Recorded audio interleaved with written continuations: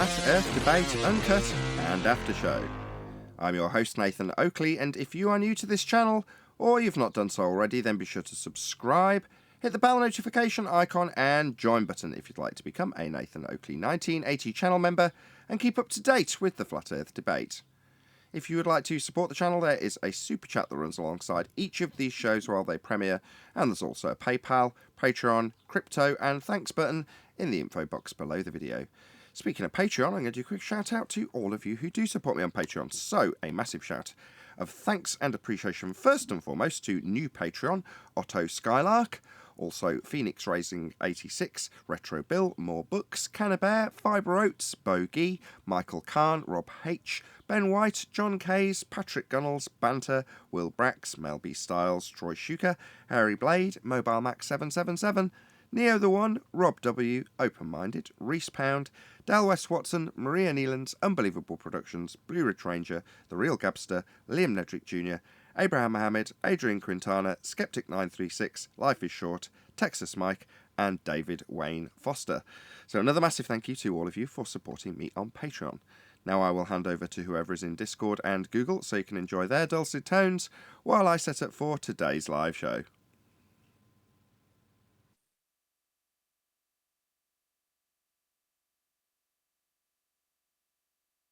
Pretty good, I must say. They're laying down the story, but I don't think you could binge watch it on Disney. No, you got to wait for them to release like the next one.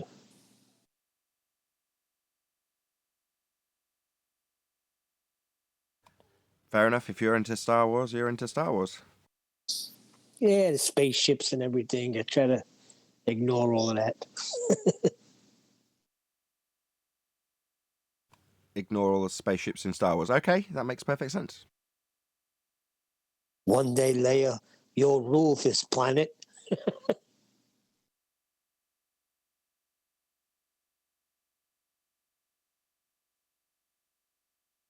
I'm watching for Ewan McGregor. He's a great actor.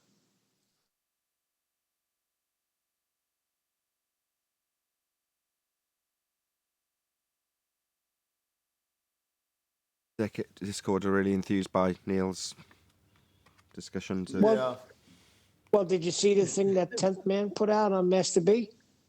No. It's like a little 2 or 3 minute video of the guy explaining how to get to the center of the Earth, celestial navigation, to the tangent point on a sphere. We had it on the show yesterday. I didn't see that.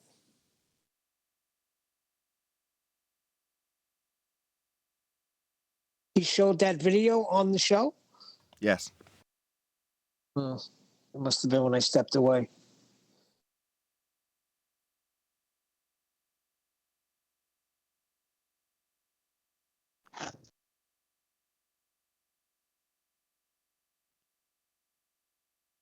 So I've been doing everybody. that. Morning. Morning. We both got paid too, so that's the thing.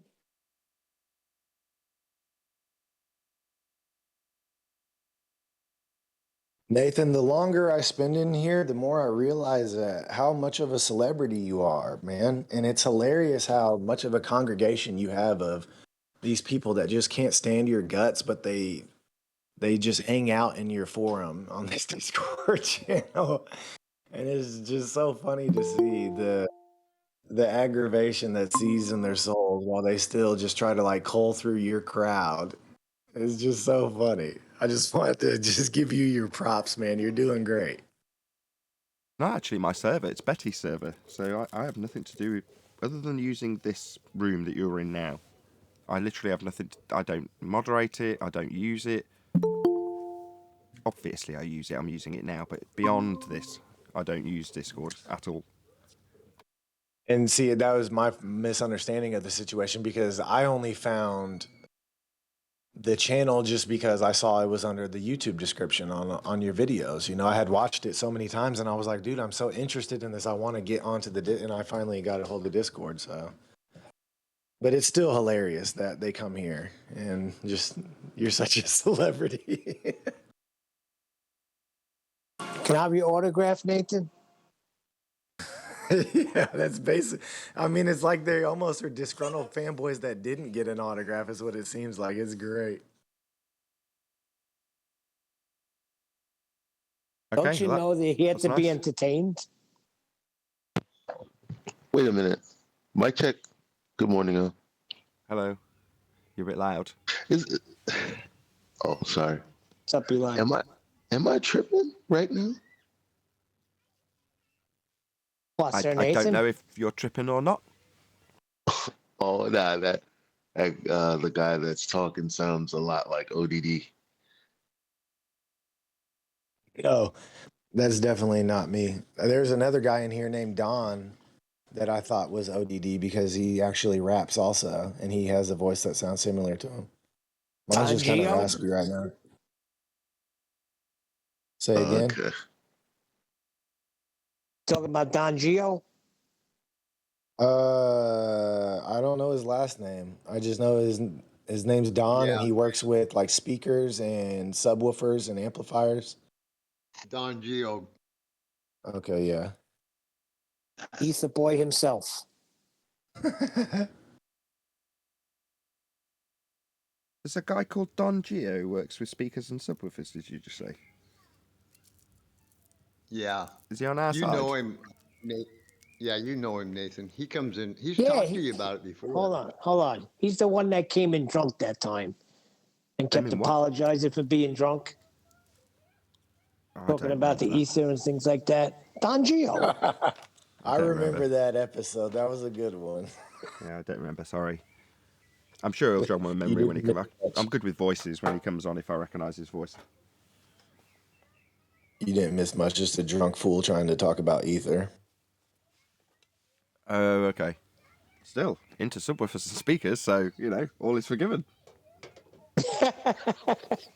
Then he's on your team, right? Yeah, just, I don't know. At the moment, because I recently bought a piece of PC equipment, YouTube just wants to serve me up videos about computers. But there we go. Don Gio's okay. He's a good guy. He's just caught up in that ether, plays with magnets, listens to Ken Wheeler. But he comes here and he gets straightened out.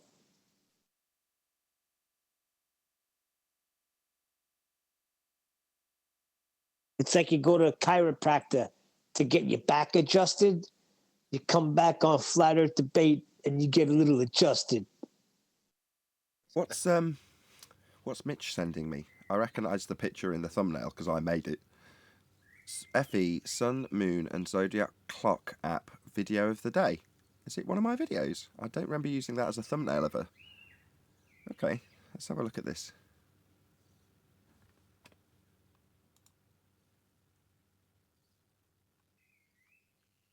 Flat Earth, Sun, Moon, Zodiac Clock app. How heliocentrists use perspective to tell you that you're standing on a ball. Nathan Oakley, 1980. Okay.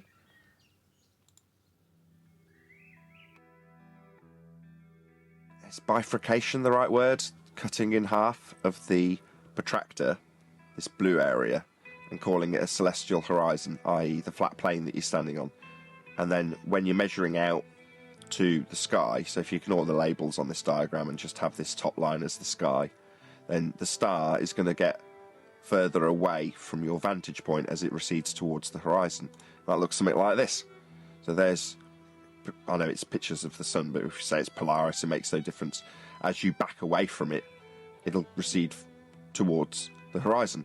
So you're taking an angle measurement to depict that. Well, the angle itself has come off a flat plane, but the tool that was used was how the globe was created, because they've then taken the arc of the tool and called it the surface of the ground that you were standing on at the centre of the tool when you were holding a sextant or a protractor in this instance, and measuring things with perspective, as Brian's just detailed, receding towards the horizon.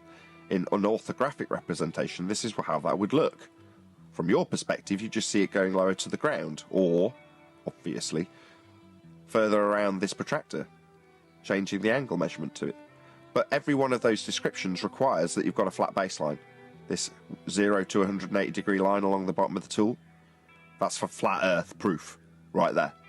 But they've hijacked perspective. Exactly, Brian. Okay.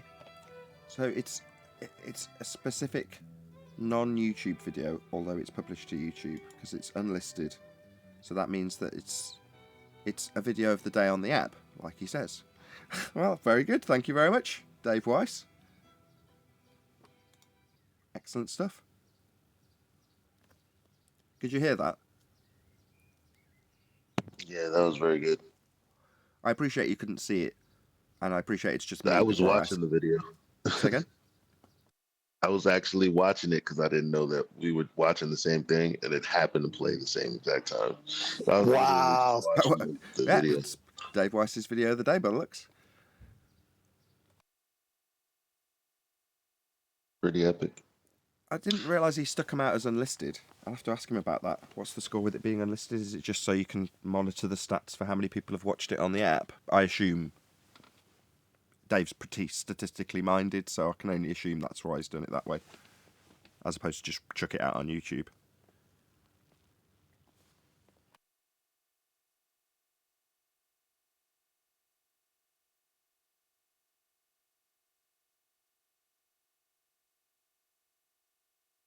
Well, that might help my subscriber count then.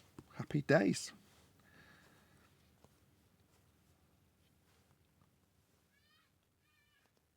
Should we have a look? Why not? Yeah, no. Not really. Who was the guy that was speaking before about Discord?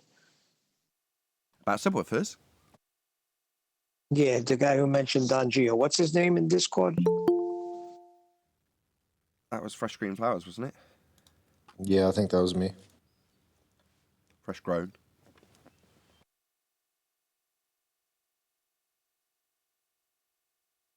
That was You're me, flo- Neil. You're a florist or something then? Okay. Yeah, a legal cultivator, cannabis cultivator. Oh, you grow cannabis? Yes, sir. You're a That's farmer. why that's his name. You can't say fresh grown weed. You can these days, actually. Nobody cares. Yeah, but It's obviously a name chosen so he could peddle his business. I was Boo. waiting for a pun. Doesn't that make you a farmer? That's a jacket I would gladly wear. Yeah, nothing wrong with being a farmer. Very high suicide rates in farming. Thanks for pointing Tenth that man, out. keep it together, 10th man. They're rolling through my mind right now. Very high murder rates also, especially spousal. I just plow through It's all all these bad, attacks. When a crop goes Wait a second. bad, Where you get your everybody's having facts a from, bad day. Nathan? My folks used to live on a farm. Yeah, that's why it takes a toll on people. Yeah, but most of the surveys they take are on the spot. There's very few people in this country have firearms, except farmers.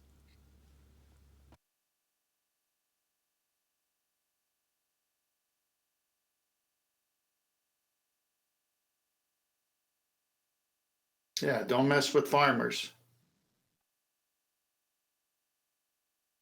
There's what's the Hot Fuzz? Have you ever seen a Hot Fuzz? It's a British movie, reasonably large budget. It's about the British police force. Anyway, it's a spoof action movie, but it's set in Gloucestershire, and they're all very thick accent farmers, basically. And in one scene, they have to take the guy who's the main character, who's like the newbie hotshot police officer, his partner, a senior officer, all to go to see one farmer, because the farmer speaks, "Hey, come over there, right over there," and then the senior officer says, "He said he's come from the farm and he came over there," and then his mate says, "He said the guy came from the farm and then headed over there."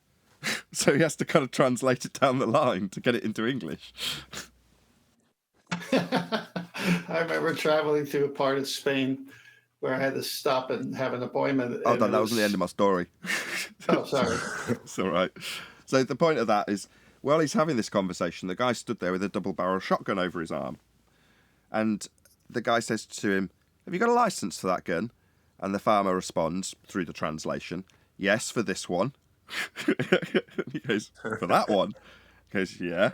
He goes, "Well, what other ones have you got?" And he opens the barn, and there's a full-on arsenal with bombs and machine guns, you name it.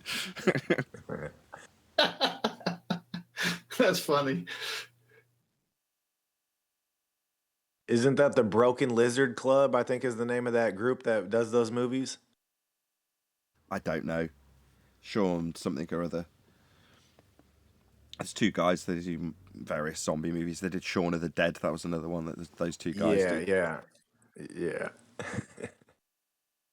They did another one called Alan or something like that about an alien, which I've never watched.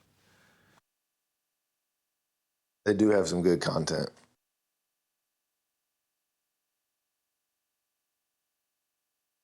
I was going to share a story that so my son and I went on this appointment that I had, and I was living in Spain at the time, and we go to this one town in the middle of nowhere, and there's donkeys pulling carts. I mean, it's like you're back in the past, and I had to make a U-turn because the streets were weird to me, and there was a cop sitting there in this car, and he's laughing his head off as we're waiting for his donkey to. My eyes caught his eyes caught mine. I'm doing this illegal U-turn, but he don't care. And so we finally get to what we think is town, and we're supposed to go to the main office. We have this appointment set, but I don't know where the main office is. So we pull over to this guy, and my Spanish is iffy. My son speaks it well and understands it well at that time. So I asked the guy a question in my broken Spanish, like, "Where is this place?" And repite, say it again. And I look at my son, I go, "What's he saying?" He says, "Dad, I have no idea what he's saying." So we just sitting there and how do we get to this place? So the word for flag came up, and he pointed to the flag, which is always over the like the mayor's office where we were supposed to go. So that's the only way we found it, by one word. So I understand that slurring Spanish doesn't sound like Spanish. Indeed. So when we pulled in, the guy spoke English. The guy, I have an appointment with, of course. I said, "What is it with these?" He said, "Oh, did you stop and ask for directions from one of the people?" He started laughing his head off. It's like that here in Scotland. If you go to Scotland, it's very difficult in some parts of Scotland to understand what they're saying. The dialect is just very, very thick. And if you're accustomed to it, you don't even notice it. But if you're not, you sometimes can't even understand. And they will get annoyed with you because they are speaking English. But if you just can't understand what they're saying because it's a really thick Scottish accent, they get quite irate, or at least in my experience. Yeah, when I was in the military, I had a roommate that was extremely Cajun. That's what I'll say. He was extremely Cajun. And when he was speaking a form of English, but it was sort of like, what was that movie with Adam Sandler? I don't know what Cajun is. Remind me. What did you say? The New Orleans. French, New Orleans. French American. Yeah, Louisiana. Louisiana. Okay, I'm with you. Okay, go on. Yeah, so for the first month we bunked together. I couldn't understand a word he said. We had to use hand signals, draw pictures and stuff like that. He couldn't understand me and I couldn't understand him because he just wasn't used to hearing my accent. I wasn't used to hearing his accent. And it took almost a month before we could understand each other. I was away with a guy from Louisiana, and the COs used to call him the shuttle. And he used to say, "It's not the shuttle, it's des hotel. Des hotel." They used to call him the shuttle. His name was Des Hotel. I thought you were asking directions for a hotel. Yeah, but I tell you, he was a fisherman. The size of this guy's calves were unbelievable.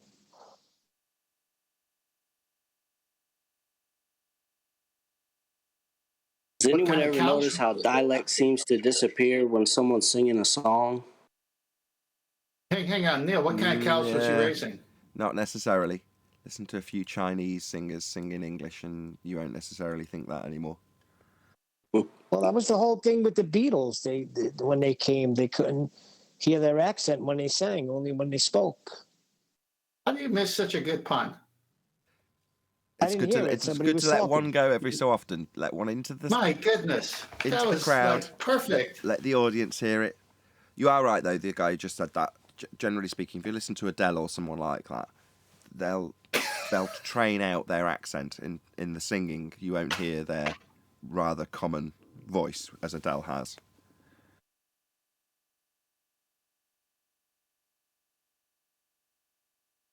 And notice how Nathan just brushed aside the good pun. Yes, intentionally. I know. I didn't even hear what you said. It's the whole point. You That's said- the point. No, I'm trying to, but Nathan keeps rumpusing me. Intentionally, yeah. Right when I you know, try and 'cause repeat the pun to ruin it. I want it to You get don't lost want to in the repeat the weeds. pun. I know the rule. You don't repeat the pun. But it was so good. Let it go. I hate repeater. Watch the show again. I get Nathan's I don't point. want to either. Can't believe Ray Liotta died. Yeah, yesterday. Sad, eh? He's We all getting on a died, bit though, Neil. wasn't he? He must have been in his 70s.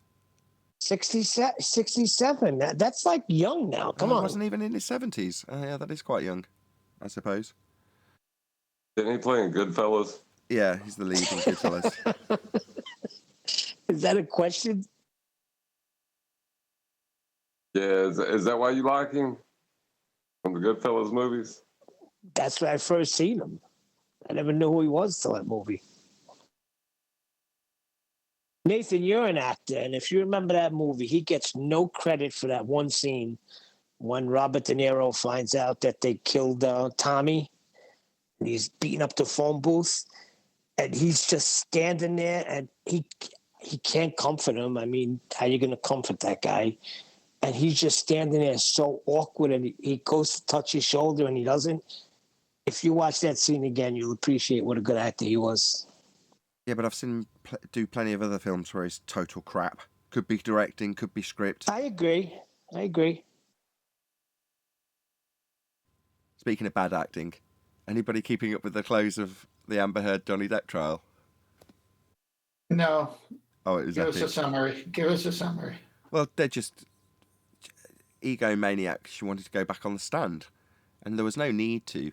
But I think they're playing a very clever game of chess in that particular court case, in the regards that a lot of their very strong evidence was designed to come in later in the trial as rebuttal to some of the witnesses that they assumed their opponents would put up, but didn't. So there was some really strong evidence that just didn't make it in. So then they put, this is the claimant, put their client on the stand again, which is Johnny Depp in this case. And again, there was no need to do it. And a lot of people watching and commenting on it were of the same opinion as me. Yeah, he's not really moved the needle much in terms of anything really, but he hasn't done badly, and he's very charismatic and people like him, so why not? That was the logic while he was on. But then when Amber Heard retook the stand, again, no need to do it. But she saw him hogging the limelight and wanted to get back up there. So then, of course, she opens the door to all this different stuff that they can then challenge her on and get in that they hadn't previously got in via rebuttal, because the witnesses they thought they'd get it in with didn't go up and testify for Amber. So when she went up, they managed to get in all this really, really good evidence that previously hadn't been seen, right at the end of the testimony. So she was the last one on the stand, and it's closing out with this new evidence of her lying her ass off. Not only that, it got the best bit of it.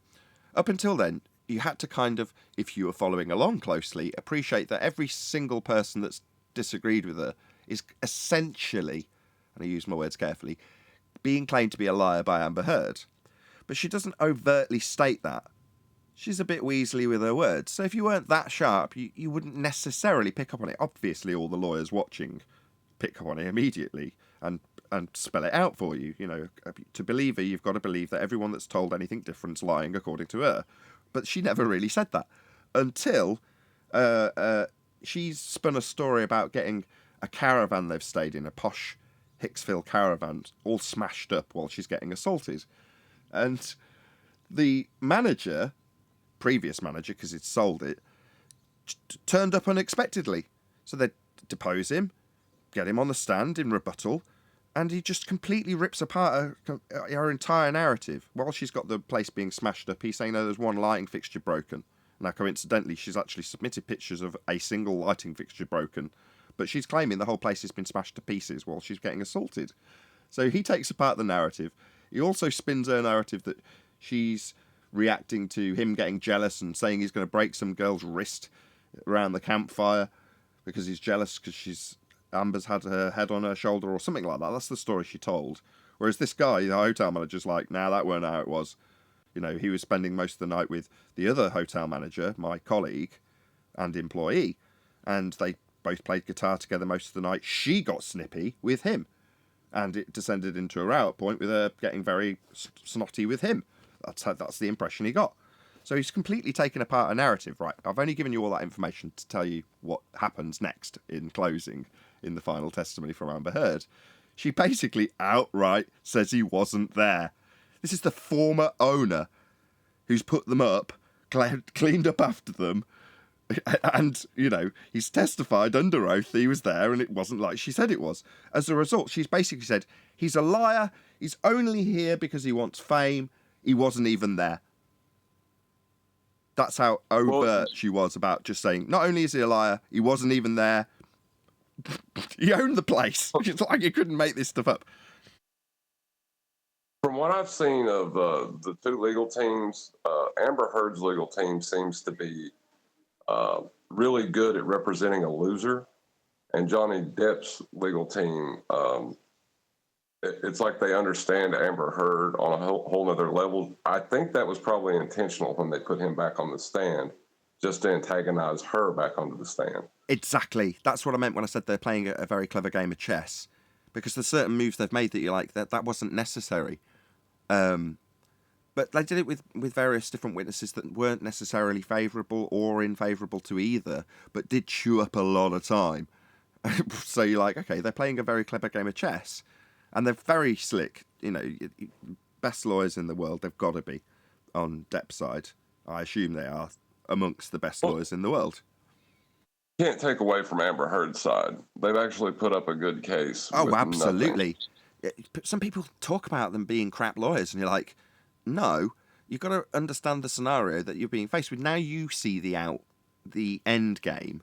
To have kept some of the stuff out that they've kept out on legal arguments is outstanding. And, you know, I've been through court cases with horrible legal teams that just make your life shit, and they're one of them. But that's what they're being paid to do. And then every single time they get a little rise out of the opponent, they hold them to task on it. It's all very familiar, right? You like our opponents, jab, jab, jab, jab, jab, nasty, nasty, nasty, nasty. The minute you react, they're on the phone to the Rozzers or something, quite literally. It's just, that's the kind of standards you've got to deal with if you're onto a loser. And she's always been onto a loser. I don't think anybody's in any doubt about that now. I'm not saying anything that's not exactly public opinion. But it's nice to see that turnaround, considering that I've watched this for the last 4 years with mild to now increased interest, and seen what was a seemingly horrible situation. I don't care that he's a celebrity or that, who cares, he's got loads of money anyway. It's like, he's just a person, he's just a human being. He's been screwed over by some nasty, horrible woman. Scorned. That's it. Well, okay, to see the lies finally be laid out for the public who have been deceived into believing this guy's a monster, that's quite a nice and interesting ending when the lies that have been told are now really glaring to anybody watching. It's a nice little turnaround for Johnny Depp. I thought it was... Go on. I thought it was interesting how they almost, and they did a good job at it, almost tied the idea of being drunk and smoking weed with beating your wife. It was almost like this. That was their case. Amazing. So just their case is factually, drug addict and alcoholic equals wife beater. That is their case. Almost has succeeded in convincing. Go on. When you hear them speak without rebuttal, you can almost believe it. Those people are good. They shouldn't take away from them by saying they're not. They have done the best they can with what they got. Yeah, the lawyers that watch it describe her as being a bad client. And I would completely agree, because you can see certain things that when they're trying not to react, but they're, ripping hold of their arm because they can't help themselves. This is the Amber Heard solicitors. You can see that they've told her and advised her not to do certain things. And then when she does them anyway, they're just like, oh, you're making our life harder. Yeah, pre-trial, they had that whole trial. They had it almost in the bag for her. The way they had jockeyed, they had all of Johnny Depp's previous relationships thrown out, and then Amber Heard takes the stage and gets them all put back in. Exactly. I said that to my wife, because my wife has had absolutely no interest in it until the trial began, and now she's completely sucked into it, mainly because I can give her background information to it if she asks anything. But moreover, she's watching this stuff, and I said, look, the point that this trial will get interesting isn't while Johnny's giving his case. That'll be tedious. You might enjoy Johnny Depp on the stand, that's it. But the point that it'll get interesting is when Amber Heard takes the stand, because that is when she will lose her case. And that's precisely what's happened. You can spin it in as much glorious light as you like with the various different witnesses who have been well controlled and well trained by the legal team to say certain things, not say certain things. The arguments are being very tightly controlled in both a semantic and legal sense by their team. Everything's being kept in a very well-organised, structured manner, and keeping the opponents on their toes, keeping absolutely anything that might limit their chances of winning out. They've done well. Until Amber got on the stand. Then it just, then it just, obviously she's a blatant liar. Histrionic is a great word, because it isn't just a diagnosis, it's a way of describing how people become. Histrionic is how she behaved on the stand.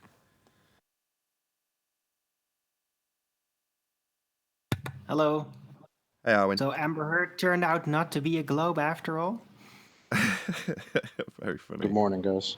Hey, Amber Turd is way more interesting than Flat Earth at the moment.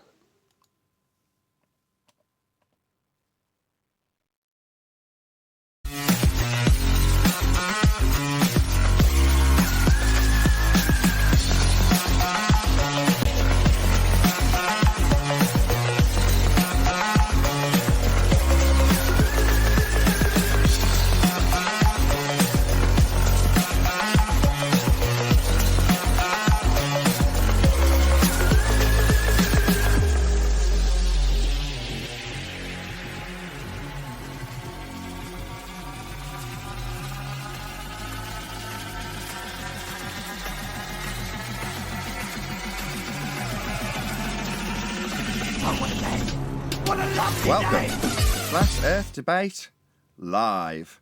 I'm your host, Nathan Oakley, and if you are new to this channel, or you've not done so already, then be sure to subscribe. Hit the bell notification icon and join button if you'd like to become a Nathan Oakley 1980 channel member and keep up to date with the Flat Earth Debate. If you would like to support the channel, there is a super chat that runs alongside each of these shows while they are live, and there's also a PayPal, Patreon and crypto link, together with a thanks button in the info box below this video. Most importantly, if you'd like to join the discussion, simply mute the page you are currently watching, then click the link in the info box below this video to join the panel and express your views on the nature of Earth. If you do join, please don't swear. If you do, you'll be ejected, and if you are, please don't try to rejoin the stream using sock accounts. You'll be warmly welcome back on the next stream. Please also share the show on social media. Sharing the show obviously increases the live audience, but this in turn increases the chances of a more diverse panel, so please share the show on Facebook and Twitter. One last time, if you're new to the channel or you've not done so already, then be sure to subscribe, hit the bell notification icon and join button to keep up to date with the Flat Earth Debate. Now, we are joined by Arwen, Chocolate Saiyan, Eli, 10th Man, Neil, Refracted Curvature, and a whole bunch of people in Discord. So welcome one and all. Hello, hello. Good afternoon. Hello. Good morning, Nathan? good morning. Nathan, we better have a 4 more hours after show today. You've been cutting us short all week. Yeah, Johnny Depp Amber Heard trial. That's all that is. Ooh. Just before we started the live show, we were discussing Amber Heard and Johnny Depp, and then I think it was Owen was like, all right, so Amber Heard no longer rotates around the sun, or words to that effect.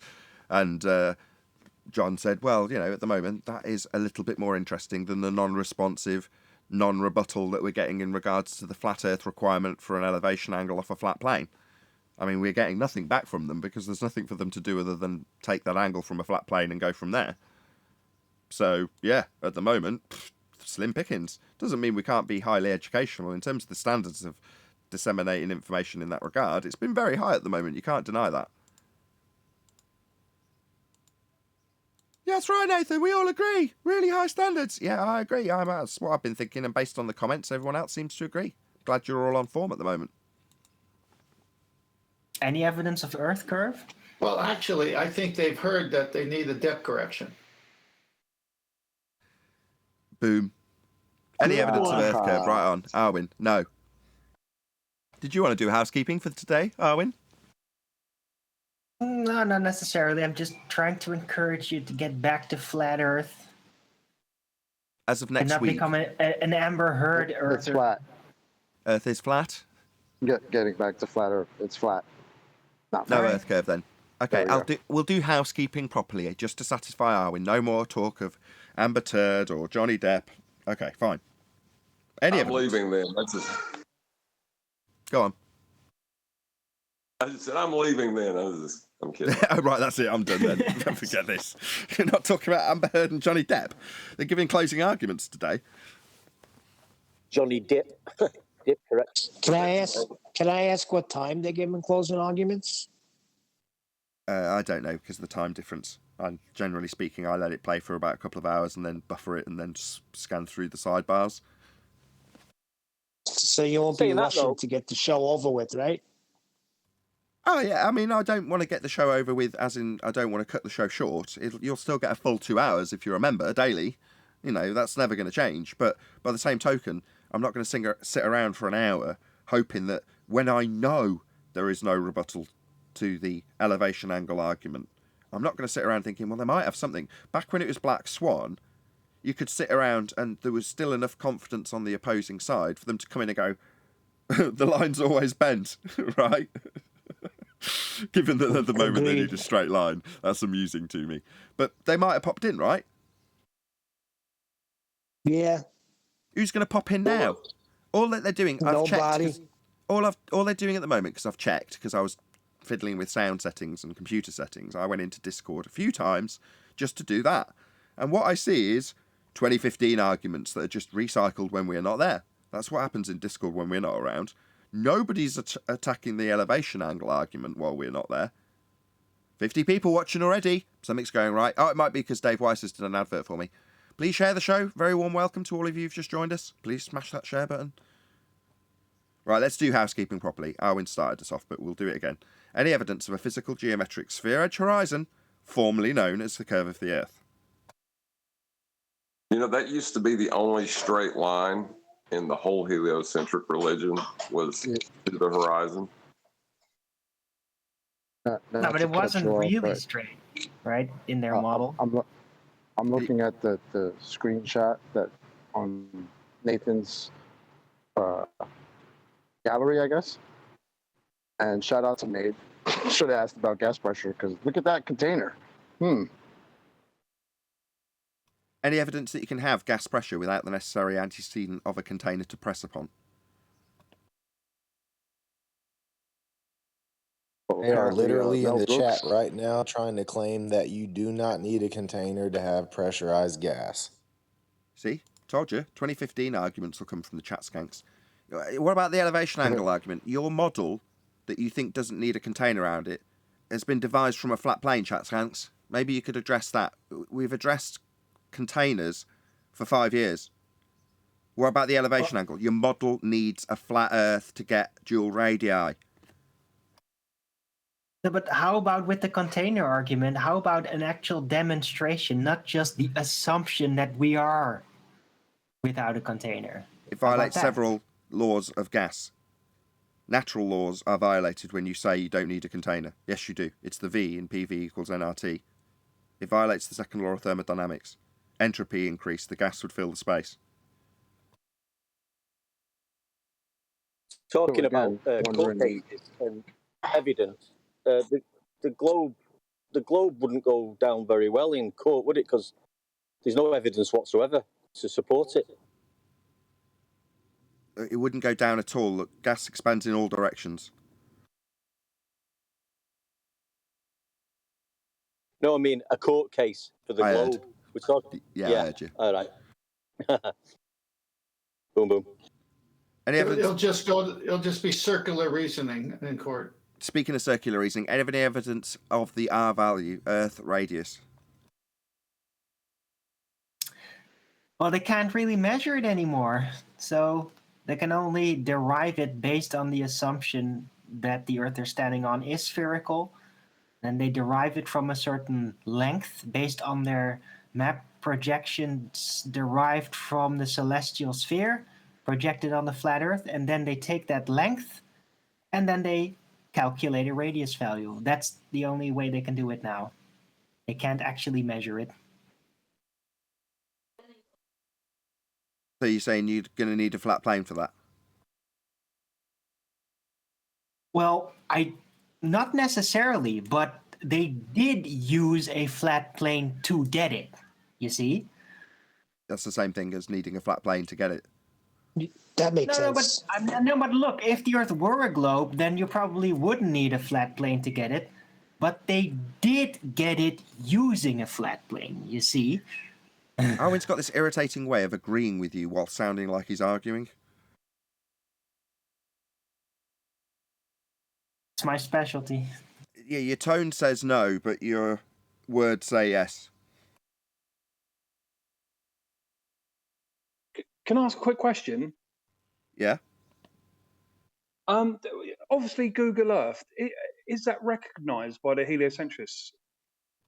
No, not since 2017, when they explicitly told us that Google Earth was not their model, in no uncertain terms. Thank you. So we were in a discussion about the Isle of Man, and when we assumed that the Earth had a geometric physical limitation called Earth curve that was calculable in those maths, we would compare the elevations of particular locations for viewing based on Google Earth elevations, just because that's what everybody used. But then when they didn't match up with the maths, they were insistent that that wasn't fair or reasonable, and that Google Earth, even though there's a pro version of it that's sold and used for exactly that purpose, with elevations being used and maintained, besides that, they said it wasn't acceptable. Now, we went to the Ordnance Survey maps that they said were fine, and the same thing happened. It didn't match up with their maths. But then we ended up with, varying rates of refraction and their curve calculators changing. And what's the other guy called? George something or other, that had a different calculator that had refraction incorporated with literally a sliding scale. So anything that's anywhere can match Earth curve maths if you want it to. Those were all as a result of us debating at the Isle of Man with heights taken from Google Earth. Part of that along the way was them decrying Google Earth and saying it's not our model, that's not our model. Meanwhile, if you actually look at an elevation profile in Google Earth, what you'll find is that Earth is flat. It's measured that way and shown to be that way in terms of the very accurate, used professionally, measurements in Google Earth that show it on a plane. There's no 8 inches per mile squared drop. Elevation profiles show you just how flat Earth is, and you can do them over thousands of miles and show just how Earth is very, very, very flat. It is at ground level now, because we figured out, wait, but remember when they still had an actual at ground spherical application, and then we just pointed out, wait, but we are standing right here according to this map, and we can see the other side. It's not obstructed. And then they suddenly started changing those things. Indeed. Remember that? Yeah. A lot of changes to Earth curve calculations before we realised that it's a begging the question, proof of nothing, perspective hijacking Earth curve calculator were altered as a result of our discussions. Yeah, on a day-to-day basis, like we would be discussing and be like, "Oh wow, check this out! This is all so weird," and then the next day it's like, "Wait, they changed it." Yeah, those were the days. Right, specific functionality about Google Earth changed on the fly while we were debating using it. It was a crazy time. But no, they don't, to answer your question, ever claim that that's their model. They'll decry it, in fact. And if they do, just draw out an elevation profile and say, why is it showing that there's absolutely no drop anywhere on Earth in this professional tool? Arguing about the amount of Earth curve you don't see. Yep. Why would you expect to see it? Well, no, I mean, how can you win that argument? Shout out If you're saying there's varying amounts of Earth curve, then you're still talking about Earth curve. No, they're talking about evidence of curvature. They never say Earth curve. They say evidences. That means proof. Any evidence of a container for the endless and lofty imagination of a glober, formerly known as a head, says Godzilla from the super chat.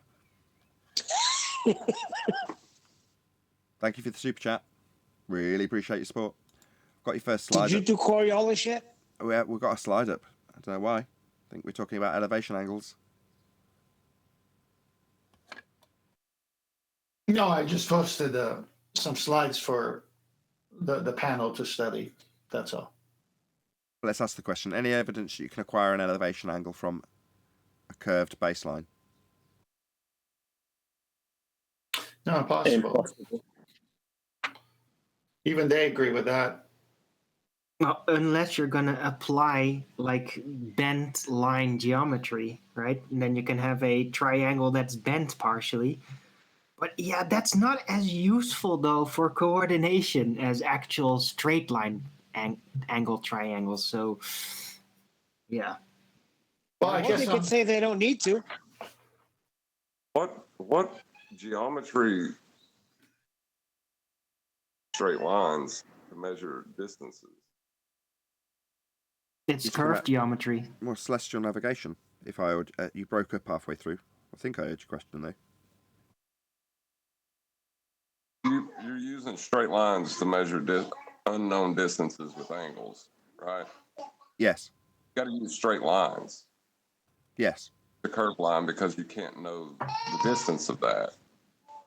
Right. That's correct. And that's why it's so problematic if they're going to use curved lines in their angles and triangles. Oh yeah. Oh, now you can't really use it to coordinate anymore. Now can you? Because now it's all bent. And all those old principles, the original math guy, what's his name again? Shout out to Mike808 who just gives me money. I think when that happens, the super chat's either too rude or Google have decided that it's not appropriate. So then the super chat goes through, but just with no text. So thank you for the super chat, although we can't read it, Mike. Thank you very much indeed. Right, Pythagoras, right? If you're going to use your triangles and angles with like curved lines, then all those useful things and tricks that Pythagoras like evolved, like figured out for us, yeah, that doesn't really work anymore. So how are you actually going to measure things, coordinate things on this spherical surface if you can't use straight angles? Well, what's more fundamental? Well, that's a nice segue into 10th's first slide. So what curved surface in terms of this diagram on screen now? You've got the celestial sphere around you in terms of it being like a protractor at your position to measure out an angle to a star on the flat roof. But of course they will put the star on the edge of the protractor. So in the case of this diagram, I'll let you go in a sec, 10th. This is your protractor. This highlighted yellow area with north and south. Well, there's you, and here's the flat plane that you're standing on. But this is literally just like a protractor. Let's just go back to my video from Dave Weiss, actually, as it shows that exact thing somewhere in the video. There we go.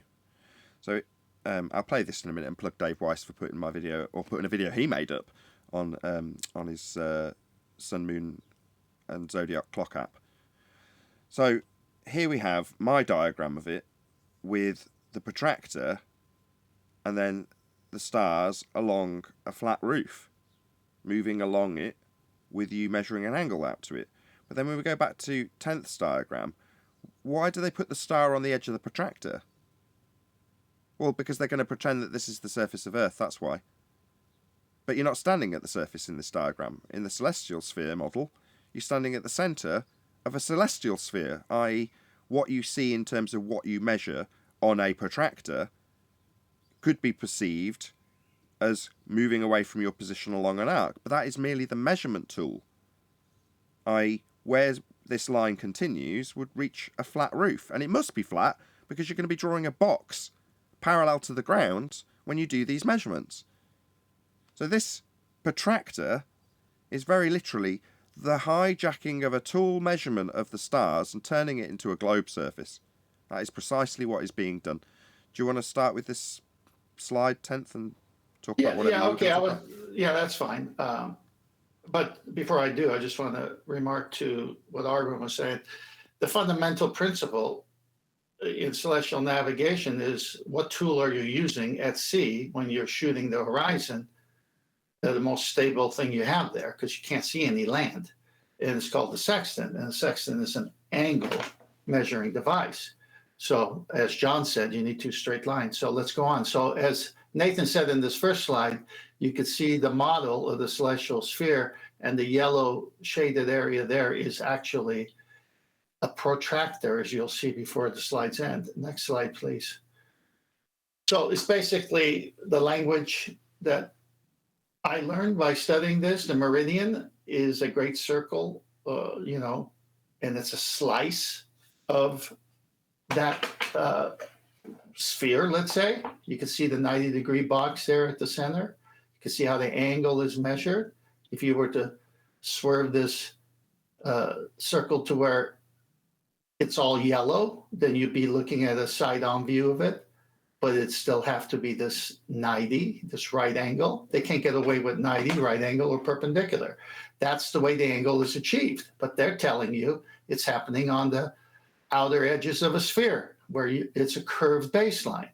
Well, there's no such thing as a curved baseline. So you can't be getting it from there, meaning a sphere actually. So you must be getting it somewhere on a sphere where it must be flat. Well, all they do is cut it in half and run a meridian through it. And the sun is somewhere on that meridian, or a star is somewhere on that meridian, and you might be on another meridian. Next. So here you got two great circles, and that's anything cut through the radius. And then you've got small circles that don't intersect at the radius. Well, the angles are never achieved from a small circle. It has to come from great circles. So it's always a meridian, a great circle cut through the radius. Let's go next slide. And so here's a depiction of it cut in half. There's your equatorial plane. And then that's one great circle, the equatorial plane, that yellow. And then you see two meridians that are shown only half. X and Z and W and Y, you could see those would be great circles because they would cut through the radius of the sphere if we lived on the sphere, but they don't. So they stop right there at the equatorial plane. Y and W stop right there. Next. Here's another picture of it. This time they do show it going underneath the equatorial plane, but it's always measured from the horizon up, like the protractor would. So you never do this underneath because there is no underneath. But they have to show it this way with the trickery of the images to make you think you live on a globe. And you can see it clearly here. It's a great circle, and it's cutting through the Earth, and it's got the equatorial plane in white as well as the shaded area going to the celestial sphere. Again, more trickery with images. Next slide. So we got this same picture up again. As you can see, I'm about to make a point here. The yellow area is going to be a protractor. Next slide. So cut out the above protractor, including this gray dashed box, to use in the angle of incidence experiment. Fold on the 180 line. The red arrow points to 90. At the equator, the sun is at 90 at both the spring and fall equinoxes directly overhead. During the solstices, the equator, the sun is either 23.5 degrees north or 23.5 degrees south from directly overhead. Obviously, do you see the flat baseline? The only way you get an angle. Next slide, please. So here's another image that shows that equatorial plane. It shows the observer's meridian, a great circle sliced through their imaginary globe, and then the solar noon meridian, another great circle sliced through the meridian, but it won't work unless they have equatorial plane giving the 0 and 180 line. You might as well just put a protractor on this thing, because Right, that's no, exactly just while you're what on it this is. slide, sorry Yeah, to go interrupt. on. The sun and the Polaris depiction, although they're not parallel on the roof, they're not placed on the protractor like in previous images. So a bit more like what I originally described. So with the stars not sat around the protractor on the roof. That's how the current slide I'm on looks, with the sun not put on this curve. I'll just show you what I mean for the audience. If I go back a few slides, I think it was this one. Was it that one? No, it wasn't. I don't mean to be objecting, but where does the idea of a flat roof come in? When you're doing it, you've got a box that you're going to be drawing out, haven't you? On the ground, for sure, yeah.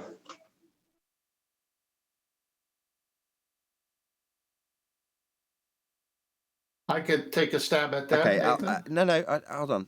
I see your point, because it is making an assumption that isn't actually required to be made. Got to be careful. You're right. However, it doesn't have to be placed on the outside edge of the protractor, does it? Well, yeah, you're just using the arc of the angle. You're not using a box at the top. We don't know where they're positioned, but we know that they match up with those angles that we take on the ground. But what I'm saying is we know that they don't match up with them moving over your position in an arc in line with the tool that I place over it. What I mean by that is, let's just go back to this picture. We know that the sun isn't going to reach 0 and hit the ground. Do you know what I mean? If you travelled over to its GP, it would still be above the ground. Whereas if you assume that the marked position at 90 above your head is at the top of the protractor, and then it curves downwards towards the ground as it does in your perspective view, that's how they depict it on, let's just go back to it, this image. So you've got polar axis, and then you've got North Celestial Pole perched on the edge of the protractor. Well, what I'm saying is, I'll have to figure out a way of phrasing this better. It doesn't have to sit on the edge of the protractor. By the same token, it doesn't have to be on a flat roof either, which is your point, and I think it is a good point. I don't have to make that claim or make that assumption. It doesn't alter the angle. But I can say that you don't have to perch it on the edge of the protractor, which is what they do in a lot of the diagrams. Well, yeah, and by saying the roof is flat, you're almost making the same mistake as they do when they bring the arc of the protractor to the ground. Agreed. We don't know anything about the sky. I agree. It's my ignorance. It's nice to have it pointed out before I've said it too often to not be able to say, okay, I need to rephrase that. Very few people have picked up on it or will have picked up on it beyond you, John. But you're right. Why am I making that assumption? Well, I don't need to, do I? I can describe how it's incorrect to describe the sun in the celestial sphere model actually up against the protractor, because you don't know its position. You know its angle only. And it's useful to know its position above the ground if you are at its GP. But between those two, you can't be, because you can only be at one or other position, either with the sun directly above your head or measuring an angle to it. Either way, it's not moving along the edge of the protractor you're measuring it with. Shout out to Mike808, who says, I'm almost hurt by the assumption, just showing appreciation. So I think he gave me money without a super chat, and I said, he must have put something rude. Obviously not. I was totally incorrect. Why would I make such an assumption? Thank you for both super chats, Mike808. Also, thank you to Godzilla37, who says, another the more you know for Nathan. If you use bad words in a super chat, it won't go through at all. Not just drop the text, but rather block you completely. Source, expert, super chatter. Thank you very much, Godzilla. Really appreciate the support, and thank you both of you for super chats. Really appreciate it. Yes. full of assumptions today, aren't you, Nathan? Tenth's in the middle of a presentation that I interrupted and have now hijacked. Yeah, but I will cover John's question and your so-called assumption. I just added 2 more slides to do that. So let's go on. So I see the slide you're on. We've covered it. Go to the next slide. This Here, looks the final rude. picture of This looks very rude. What? Look at what the guy's doing. What is he doing? Doesn't matter. Let's move on. Forget I said anything. All right. The final picture of an incoming solar radiation might look something like figure 2.4 below, where a protractor has been used to draw a line demonstrating the incoming angle of solar radiation for July 14th at 49° north latitude. What's obvious about what is the admission here about getting angles? That This doesn't all come in parallel. I mean, it's just a protractor has to be used with a 180 straight angle baseline. Oh, that goes without saying. It's proving Earth's flat. You should have gone to that first. It's so comical that they have to use the protractor to get the angles, and then they say they can be achieved from a curved baseline, which is impossible. This slide is devastating. Okay, next slide. Next 2 slides will hopefully make clear the last discussion between John and Nathan. So basically, this is the box we're talking about. And it's if you're looking at the co-altitude from the observer's zenith, which can be achieved with a plumb bob and a protractor, okay? The point is, in celestial navigation, we covered this yesterday, but it's worth doing it again. You have to use the horizon. So you use a sextant before you go to your co-altitude. You got to get an elevation angle. It shows there that blue is the star and the GP, the star on the Earth. The red would be the zenith position and the GP of the observer. And this box is created every time. Now, the reason the flat sky thing came out the wrong way is going to be demonstrated in the next slide, and then we'll come back to this and go back. So go to the next slide. It's because if you were going to do an angle of depression, if the observer was like at the zenith to where that reference line has to be drawn. So in this case, B is the star and C would be the GP of this. No, I'm sorry, they got it backwards here, so I got to go the other way.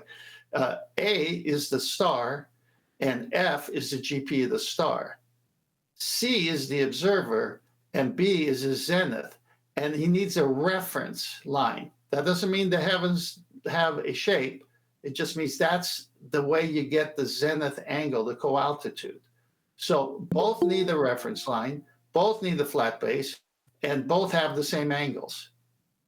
John, do you see what I'm showing here?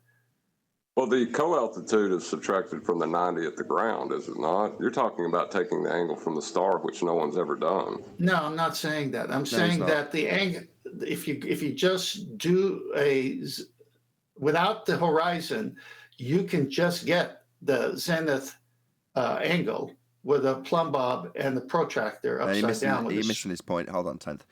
If you take this diagram, right, you've got, let's take F, A, and C. Yep. So the right angle on the left-hand side of the triangle. Now let's move A down to the next box down. Yeah? So for the audience's benefit, A is being moved down. In other words, we're decreasing the angle that we're going to measure from C. You with me so far? We're going to draw out the same box, but instead of A being at the in shaded areas, there's 3 boxes. Instead of having 3 shaded boxes going up vertically, we're going to have 2 shaded boxes and a smaller angle to see. Are you with me? I'm trying to, but go on. Well, when we do that, I measure a lower angle. In essence, yes, we've still got a flat line to the roof, but the roof's now been lowered. And it only occurred to me when Brian debunks the idea that we could measure an angle to the moon or the sun or whatever it is that flat earthers have claimed in the past, because obviously as it goes nearer to the horizon, you're lowering the roof line because the angle's decreasing. The maths doesn't change, but the height does, if you were to claim there was a height. So if I'm to say there's a roof, Well, that would mean it's static along the same route. Well, we don't know how the heavens operate. We know the angle's consistent. We know we can track it and figure out where the GPs are, and it corresponds with the angle to deduct from 90 to get the distance. We know all that to be true, and it functions. However, that doesn't mean I can make a claim about the roof, does it? Correct. Well, that's my point. That's what I'm trying to say. Whether you're doing an elevation angle or an angle of depression, you're going to need, because they're both angles, you're going to need a flat baseline and a reference point. So the A and B is the reference point for the angle of depression was my only point I was trying to make. Well, my point is that the elevation angle is measured. It's measured within a convention, but that's what measurements are. The angle of depression is calculated from that measurement. So I guess it's not a huge point. I mean, you'd probably be onto a loser if you wanted to fight with somebody over the geometry of it. But I think it's important to note when you're talking about, like, we don't know what the sky is. We only know what it does repetitively. We don't know what it is. Exactly. We don't need to know what the sky is. Well, you don't. It's a flat baseline, and that's it. That's correct. That bit we can know for certain. That's the important part. That's right, Neil. It's a flat baseline regardless, and you're operating on the ground and achieving your ends at the end of the measurement. So yes, you can say that with certainty, but we're not talking about that this second in amongst ourselves when there's no one here to challenge us about the requirement for a flat plane. We're now moving on to the not flat roof. We don't know what it is. We just know that at a given time we can predict where it will be above that particular navigation star. And based on that, the angle will correspond to it, and you can minus it from 90 and get the distance. Okay, that's what we know. But that doesn't give us anything about how they operate, why they do that, what they are, what their height is. It doesn't give us any of that. Oh, that's right. You think one day you'll be able to vary and manipulate a star. I forgot. Nobody's claiming science. We're just saying in terms of the mathematical derivations. That's what John just made clear. The measurements and how they work and the predictability of where a star will be above in a given time. That's what we're utilising with past experience and knowledge and being able to document where and when that'll happen. This star will be above this part of the land or sea at this time. Well, if you can measure an angle to it, you can figure out how far away you are from it. But that angle to it doesn't tell you the height. In fact, it radically alters in that measurement as you move further and closer to it, if you could do so if with it fixed, i.e. not continually moving.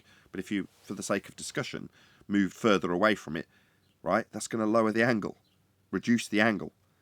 Well, does that mean it's come down? Does that mean the roof's lower? Obviously not. What roof? We don't know what the hell it is. What is the star? I don't know, but I know the angle to it will match with its corresponding GP. That much I do know. I understand what you're saying. I'm just saying sometimes that was the whole thing with ballers. They would always look to the sky and tell us what the Earth is. And now it seems like we're doing it a little bit. Yeah, and we're just to find out what the stars are. We were, but now we're, what's the word? Self-policing? Is it self-policing? Okay. Yeah, that's what that would be. Which is how it should be. And you should have well, it's me in this instance, so I can say this. You've got to have a degree of humility. No, I'm wrong. My approach is incorrect. My logic is flawed. I must correct this. Thank you, John, for pointing this out. As opposed to, no, you don't know what you're talking about.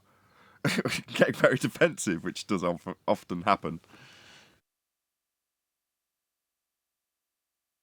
Yeah, you got too high of standards.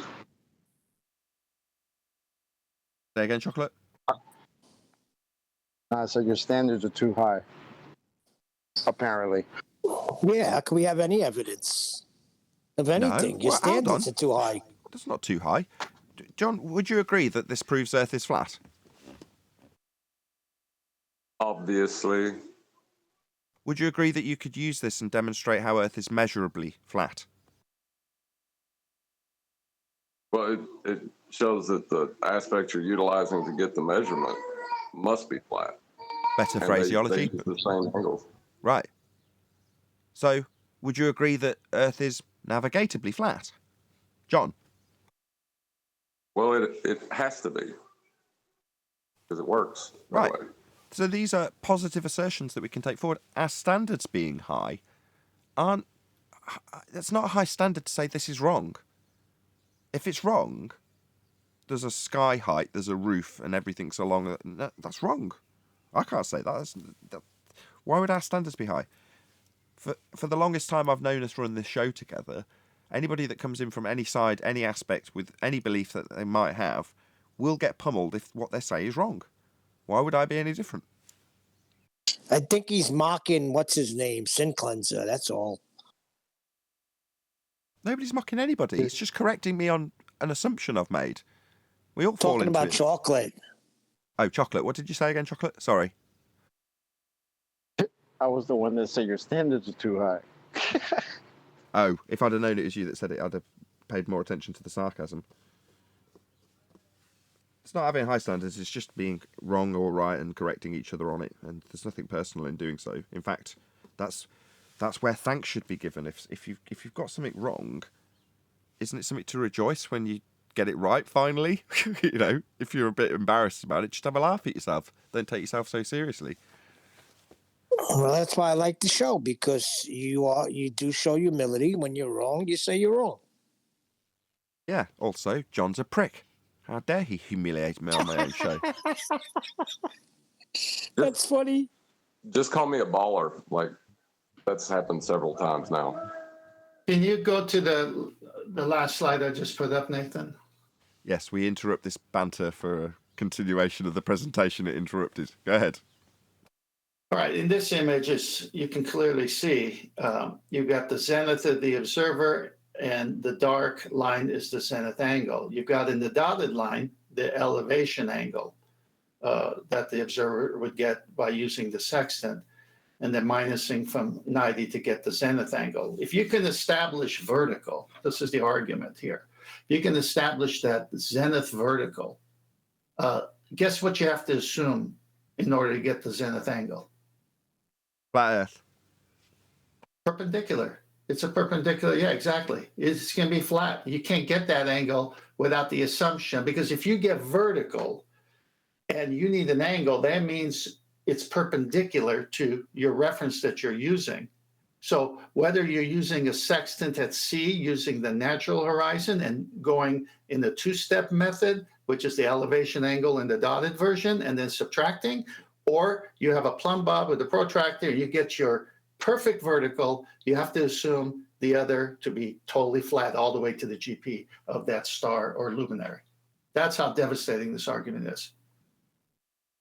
Epic. Thank you. We got there in the end. A couple of shouts to the over 100 people watching. So thank you very much for joining us. If you have only just done so, please share the show. And a massive thank you to all of you who shared the show, because that's why there's 100 people watching. So really appreciate all of you who've smashed that share button.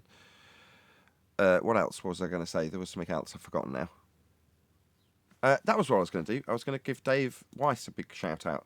So Dave Weiss released this video on the Sun, Moon and Zodiac Clock app today. Anybody object if I play this? No? Well, I'll play it then. No, play it. Josh.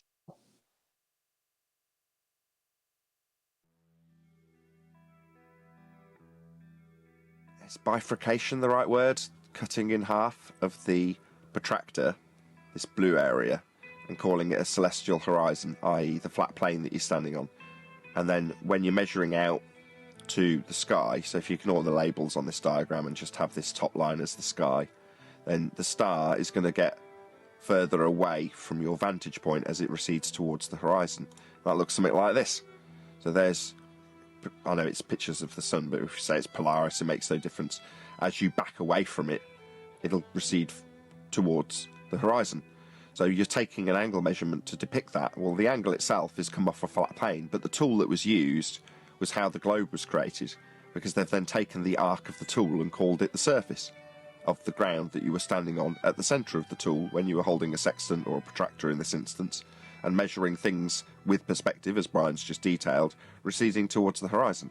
In an orthographic representation, this is how that would look. From your perspective, you just see it going lower to the ground, or, obviously, further around this protractor, changing the angle measurement to it. But every one of those descriptions requires that you've got a flat baseline. This 0 to 180 degree line along the bottom of the tool. That's for flat Earth proof, right there. But they've hijacked perspective. Exactly, Brian. So might as well leave the plug to roll at the end. This is Dave Weiss' Sun, Moon and Zodiac Clock app. And on it he's got a section, a tab that you can go to, and he's got all different playlists on there. Kept up to date. I keep one up to date, so I've got one on there that says Flat Earth Debate. Whenever I make a shorter video, I'll stick it on, and it automatically updates on the Flat Earth Clock app. I didn't realise it had been shortened now. I thought it was the full Flat Earth, Sun, Moon and Zodiac Clock app if you're looking it up. But it might just be the Flat Earth Clock app now. Maybe you shorten the title. Either way, thank you very much to David Weiss for promoting me. I really do appreciate it. Say again, Alwyn? No, it was Neil. I said, is that Metallica in the background? The music.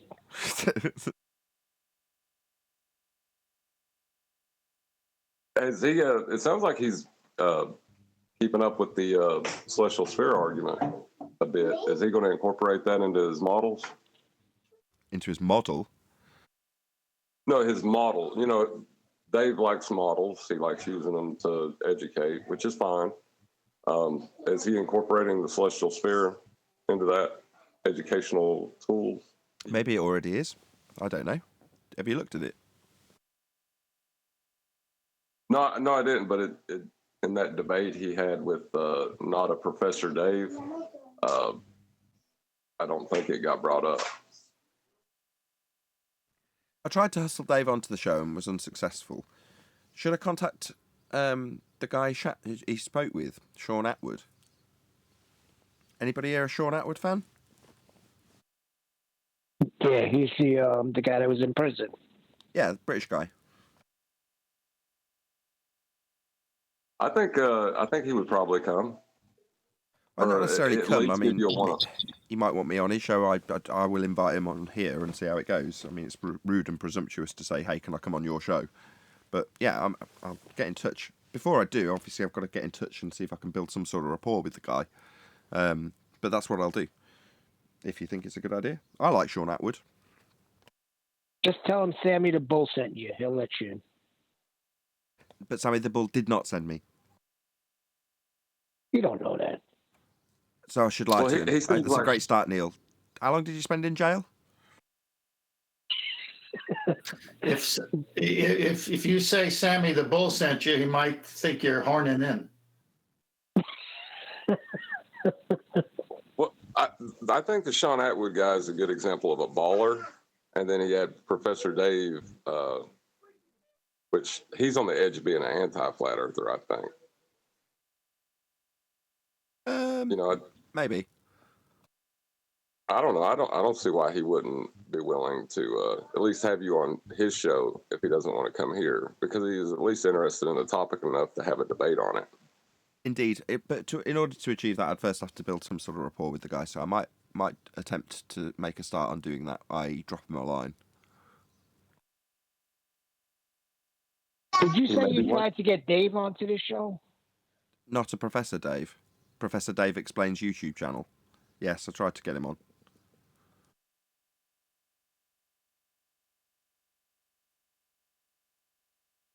Yeah, Sean Atwood. Why not? He was the only reason I paid any attention to that. So there's plenty of people going out talking to all sorts of people that are anti-flat earth, globers or flat earthers, and generally speaking, I'm not kept abreast of it unless you guys come and tell me about it. However, that crossover was why I had a mild interest in it, because of my interest in Sean Atwood, as opposed to my interest in... Same goes for Dave Weiss, actually, when he went and chatted to him initially. So I was like, all right, you're chatting with Sean Atwood. Because I know Dave gets around, but I don't see him getting around. Do you know what I mean? I see him republishing his videos on his interviews channel. But as a general rule, I'm not, keeping tabs on where Dave goes and keeping up to date with all of his interviews on other people's channels. But seeing him on Sean's channel, I was like, oh, this is nice.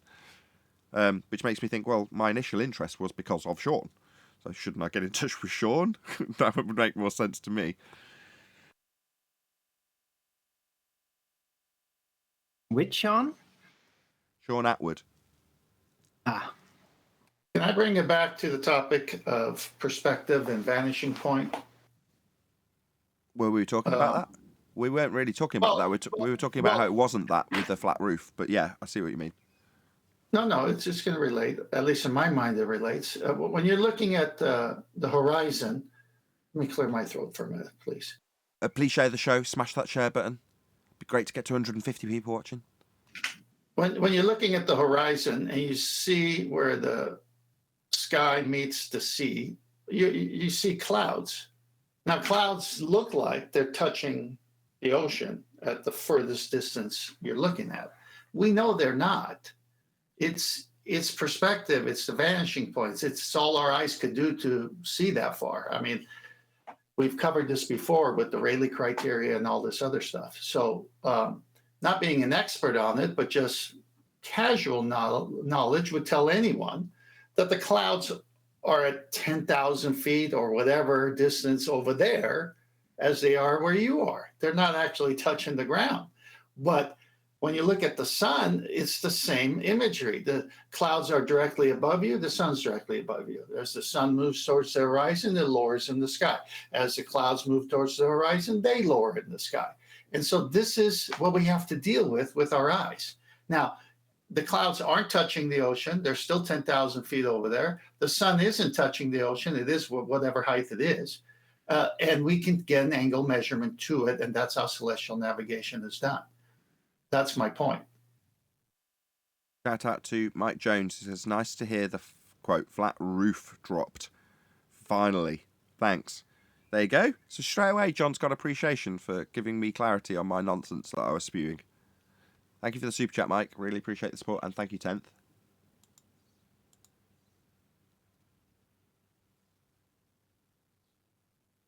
Have you ever had a show where you went over what measurements are and why they're like one of the major, like when you're talking about what is, measurement is like right next to science in the facts department. Careful. You might give the wrong idea to some globe believers. Oh, that measurement and science are, yeah. That's Phil Bell thinks that. Phil Bell thinks that. You're talking about what, John, I assume you're talking about is physically measuring things. Yeah, that's implied within the word measurement, though. You know, it's not a measurement if you're not doing it in reality. So since it's Friday, you guys want like a funny throwback clip? Yeah, go on. You're going to stick it in Master B? Yeah, I'm sending it right now. Okay. You want me to preface it with anything, or you want to just...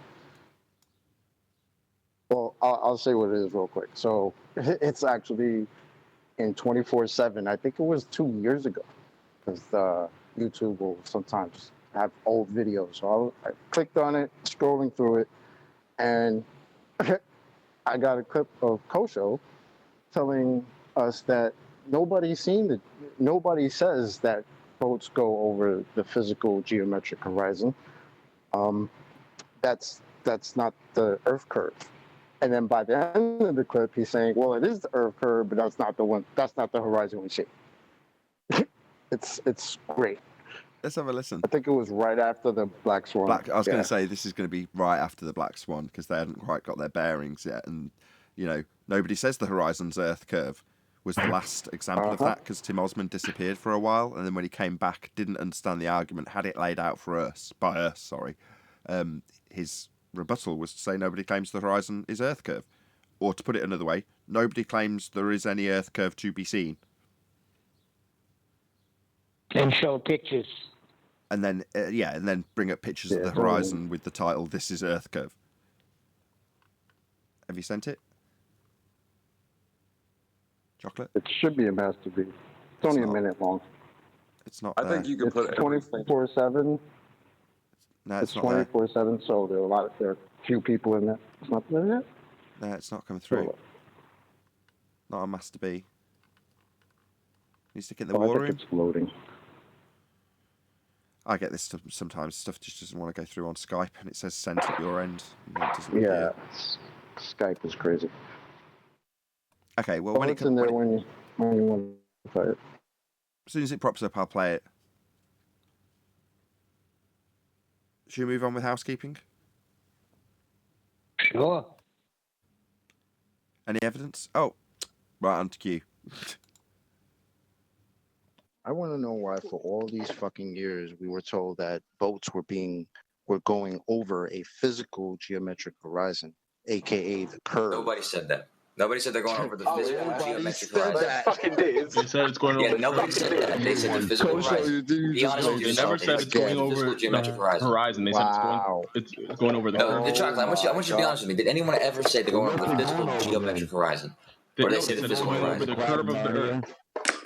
The curve of the earth? That's right. The curve of the earth. The physical horizon. Curve of the earth.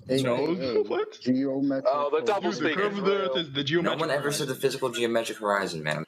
Kosho, the curve This of is the a term earth that is you the guys geometric just horizon. brought up like the past 3 months. Kosho, the curve of the earth is the geometric horizon. The curve of the earth is the geometric horizon. The one that you see is not that geometric horizon. The one you see is that location.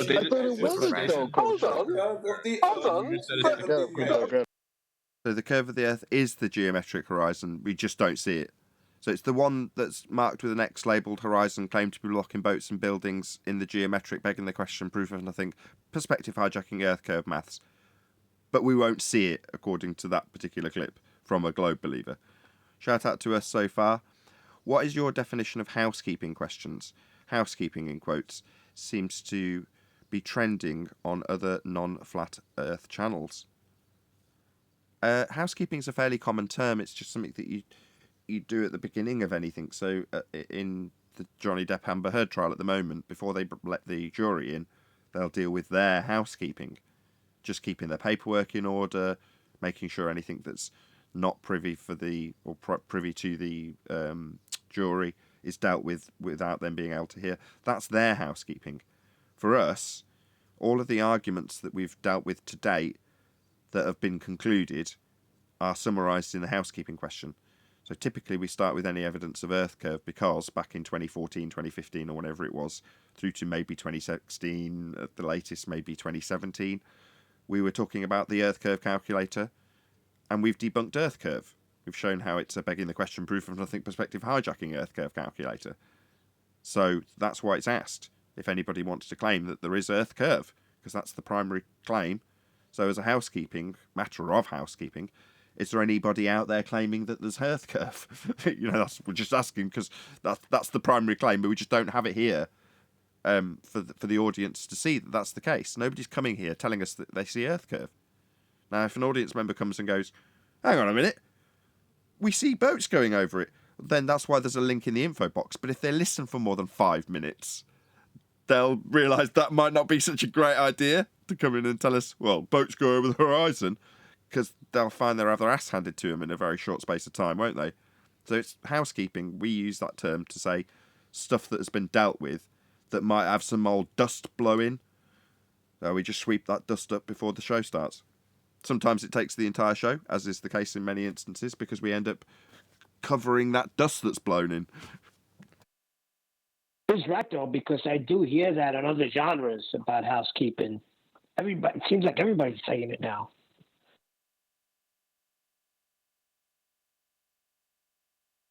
Yeah, it's just familiarity because we've started using the term. You just hear it where you might not have noticed it previously.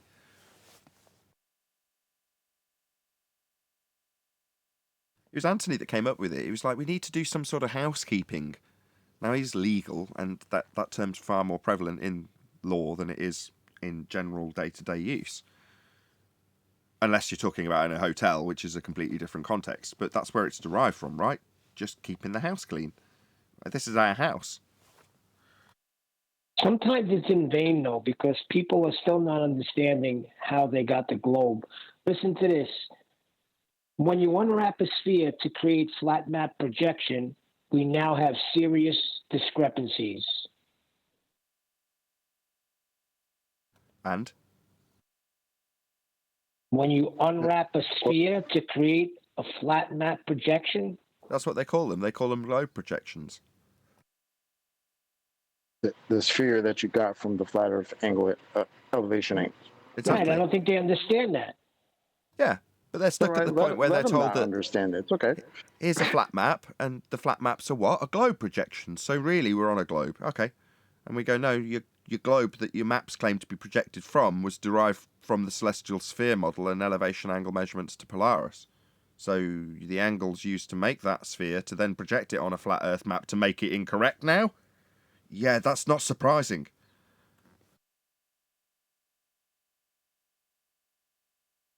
Well, if you can argue for a tie, it's better than losing, right?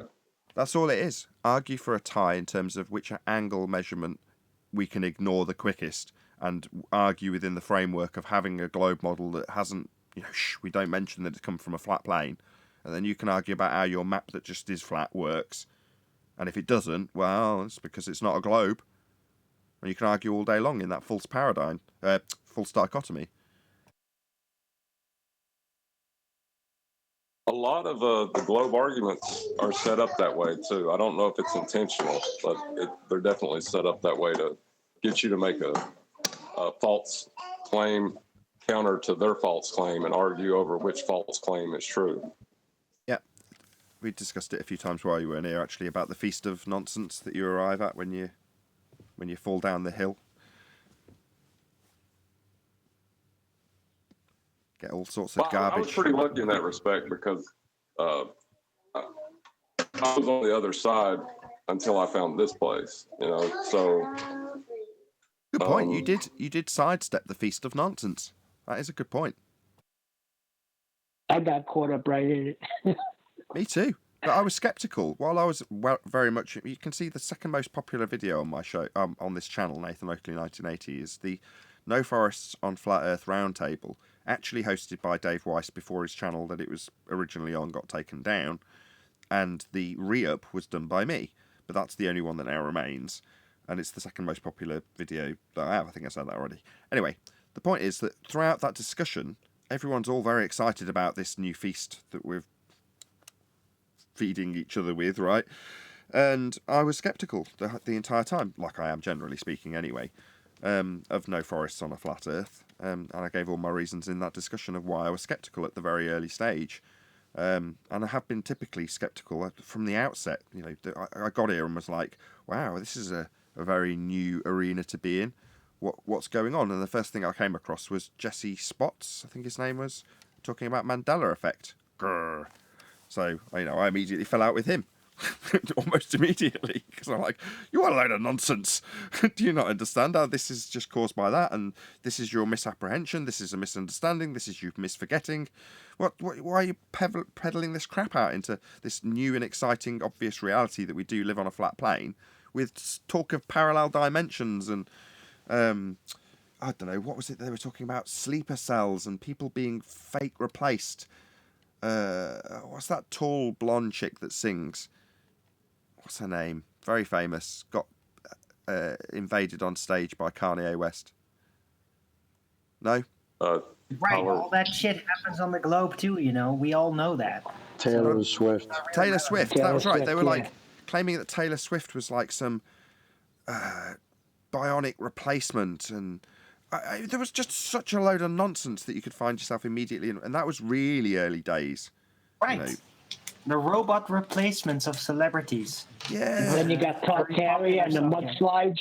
The mudfloods and Tartaria was another one. I mean, mudfloods, me and Arwin discussed that before it even became a thing.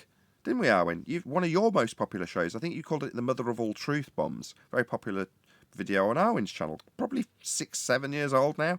And that is the subject we are discussing.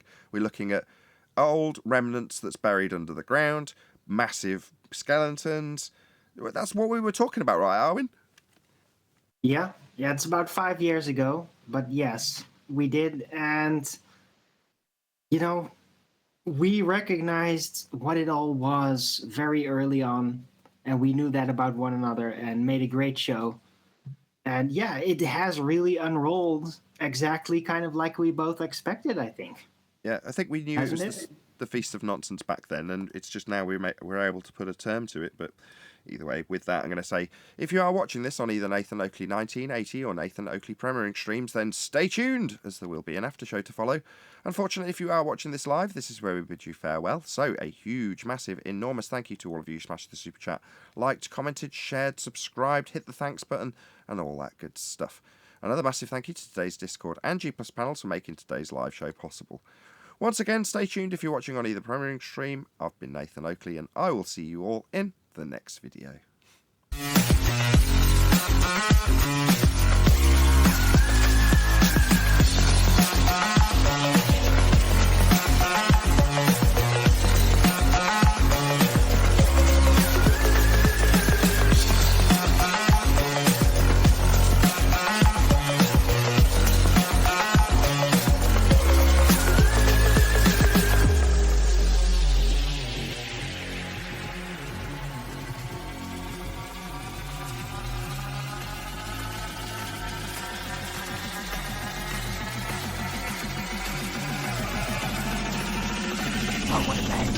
What a lovely day!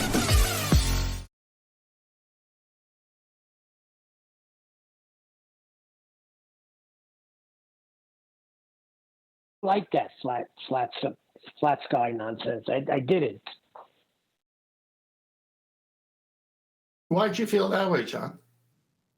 Of course you don't, Neil. No, because I had a talk with my son and I was using it. He was just pretty much tearing me apart. So I stopped saying flat sky. Well, it's a logical inference you could draw, and there's nothing wrong with it. But it's just you don't know that. You know what I mean? Right, that's the point. I don't know it because that's what he said to me. He said, "I can't validate. How can you validate that the sky is flat?" It's not that. It's mirroring your surface, the distance. That's the whole part of that you have to understand. Is that if you just do a zenith, you have to assume a perpendicular, a flat baseline if you're using a plumb bob. Okay, and so what you're trying to do is figure out using the angular measurement of a sextant is where is the GP of that sun and what's the distance between you and it. That's the whole idea of a sextant, is to find out where the observer is. Well, when you shoot it with a sextant, you minus it from 90 to get the zenith angle. But the zenith angle has a reference line that mirrors the plane you live on. It's not saying the sky is flat. Right, I gotcha.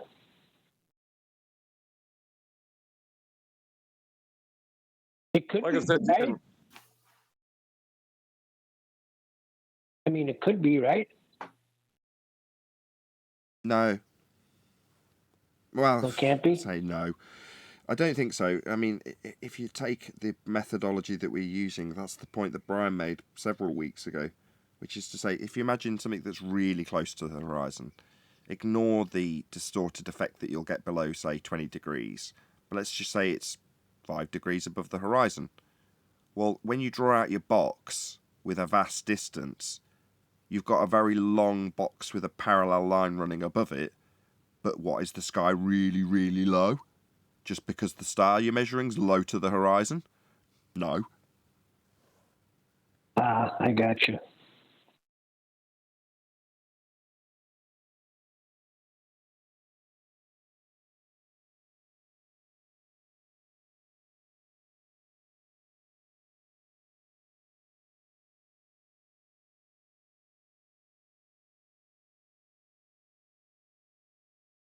Okay, well, that killed the conversation. Anybody got anything in Discord? Why didn't you ask in the live show? I'm sorry, I was on mute. I was responding to that last thing. Sorry. No, I was saying the key point to understand is that you've got parallel zeniths to each other. It's not diverging zeniths. It can never work with diverging zeniths, so that destroys a curved baseline. And so if you have a vertical zenith where the sun is, say, way out there to where it looks like it's touching the horizon, say it's 5 degrees up, and then where you are, those are two vertical zeniths, and the distance in between is the co-altitude. So that flat baseline that we see in the box is really mirroring what's the base, the Earth itself, not the sky. But it's using arc. It's not using a flat line. It's using arc minutes. Not, Correct. Not straight, arc. No, I'm saying that after that, you have to have a reference because you're on the flat plane. So what's it referencing? Is the distance on your flat plane is what I'm saying. Yeah, the baseline's always flat. That's why I went through it with John giving his very clever disclaimers as he made the concessions that you're still going to need a baseline to get this angle. But the arc measurement of the thing you're looking at in the sky, well, the arc that it moves through as it recedes towards the horizon, that's what John's coming back at you with. That's not that movement with it dropping in angle is an arc measurement. I agree with him. I'm totally agree with him. I may not have the language to get it across. I'm saying you're using it to prove the flat surface you're on. Eli, you're causing audio chaos. Can you go to that first reference of Andrew Thomas Young I put up, dip without refraction?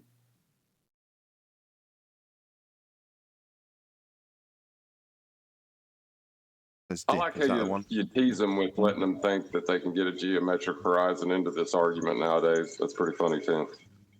What, with people like Ruhif? Okay, I've got you dipped to the geometric horizon, line of sight by observer, straight line. Is that the one? Is the title Dip Without Refraction, Andrew Thomas Young? No. No, go to that one. I don't think I've got it. It's there. They're back to back. I got one where he says it is and one that says it isn't. Lot of writing. It's your OG picture. You'll see it. Yeah, I know which one it is. I just can't see it in this Master B. Have you put it in Master B? Yep. Oh, okay. Yes, it's at the top. I got it. Yeah, all right. So dip without refraction, right? Yes. Okay. If you drop down to where the image starts and you see O on the dotted line, and it says because the observer's height is the apparent horizon lies below the astronomical one by the angle DG. Now, it's better because he did it very confusing. Astronomical is height of eye. just forget this big word astronomical. That dotted line is the height of eye where the guy's got a sextant. And you need either to do it the two-way method to get it, elevation angle, then subtract from 90, or you can use a plumb bob and get this dotted line to be the surface of the Earth representative. You see what they're doing here?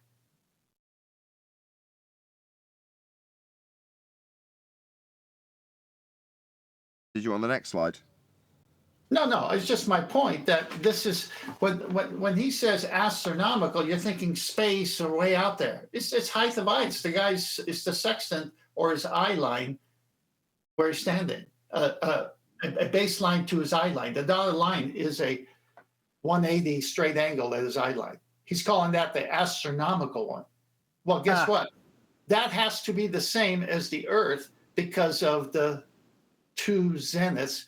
One of the observer, O, and one of the star, wherever that is, because diverging zeniths don't work. Well, could it be said that astronomy has nothing to do with celestial navigation? Well, you're using stars and luminaries that are in the book, and you know where they are every hour, minute, second of the day. So you're using those luminaries that are over a flat plane. And we know that because of the angle measuring device. It can't work unless it's on a flat plane. But when you say, I'm not going to use the plane, I'm going to use my eye line, then you've got to have a horizontal at your eye line, which mirrors the surface you're on, or it won't work. Right. My point is that astronomy is a very specific field that is based on heliocentric conception, and it's not really relevant what they do in terms of what you actually use in celestial navigation, where you're just dealing with the angles, right? Well, if you look at this, to do with their heliocentric astronomy world that they've conjured within astronomy. if you look at this image, the diagram next to what I read, this curved dingleberry has nothing to do with what he wrote either, but they stick it in.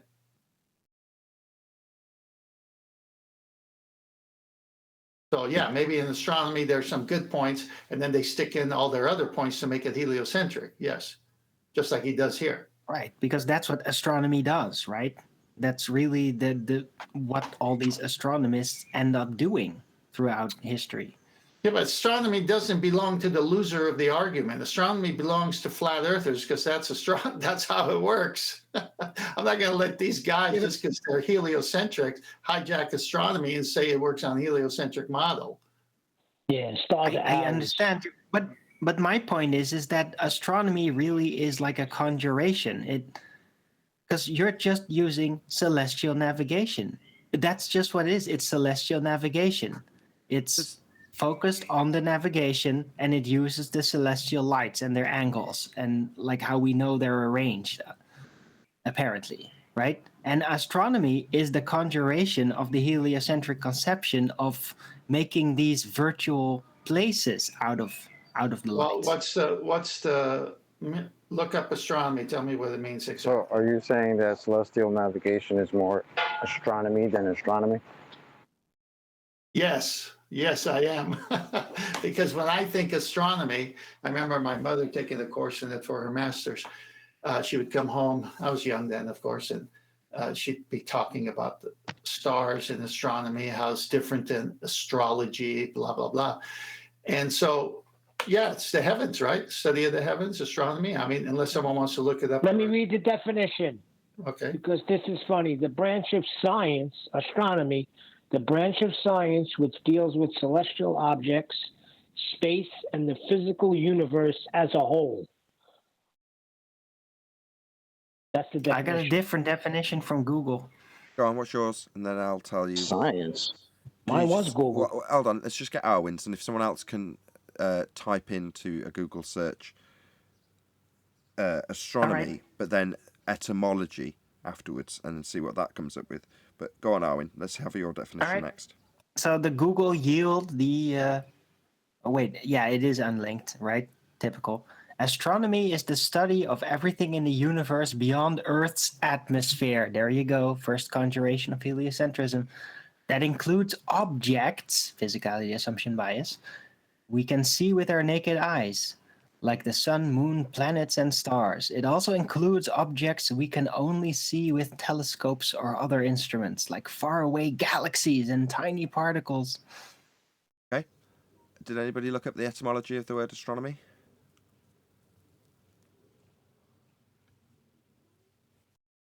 I'm looking now. I got him. Who's is it Arwen? Have you got it presented, Arwen? Yeah. Go on then. Astronomy from Greek. I can't read that. Astron, star, law, or culture. So it's like star, law, culture. Giving them names.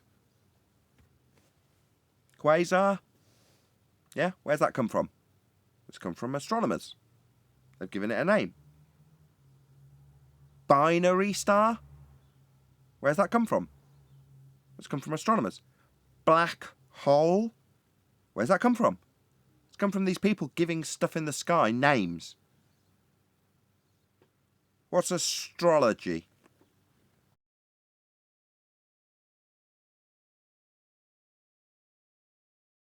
We've already got the first part of the etymology, right? It means star, doesn't it? What do you think? Astro comes from the Greek astron, meaning star. The Greek astron is also related to such words as asteroid and even to star itself. The word astronomy comes from a Greek word that literally and poetically means star arranging. There you go. Arranging. Star arranging. Well, wow. Arranging. I'd say naming. I got the definition of worship. Astrology is worship of heavenly objects. Well, that's incorrect. What does the second part of the word mean? We know what the first bit means. It means star. What do you think the other bit means? Astrology. Names. Astronaming. Oh, logic of the astro. It's celestial logic. It's just... Exactly. Just the patterns, documenting the patterns that they make. That's it. Right. Yeah, Wikipedia's got a real hit piece on astrology. And Google refused to give just a baseline definition of it. That stood out to me in my search. But yeah, Wikipedia definitely immediately starts astrology is a pseudoscience.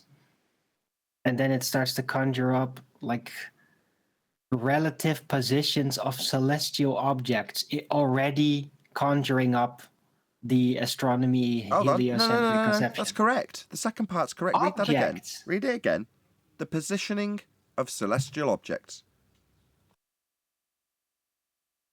Yeah. Well, that means where they are. So the logic of the sky? No, but objects. It's conjuring objects. Forget the physicality assumption bias. Sorry, I didn't pick up on you, mate. I don't mean to decry that. Yes, fine. But what I'm saying is, what they're describing is just where they are, right? Well, that's roughly paraphrasing it. Right. Yeah. So where they'll be in the sky. Right. Right. Well, that's fairly straightforward. Why is it suddenly a pseudoscience? This star will be at this place at this time. That's not pseudoscience. Nobody's claiming cause and effect relationships, but they've labelled it because they are, presumably the people labelling it, the actual pseudoscientists when they claim that astronomy is going to be the actual science, because that's what they labelled that, didn't they? So they decry the logic of the stars, basically the acquisition of the patterns, as being pseudoscience. It's like, who claimed it was cause and effect reasoning, establishing hypothesis? Nobody's claiming that. Oh, the converse is, isn't it? That's their field of naming shit in the sky. Black holes, quasars. Right, they're projecting their predicament onto astrology. Exactly. It says Copernicus is the father of astronomy. There you go.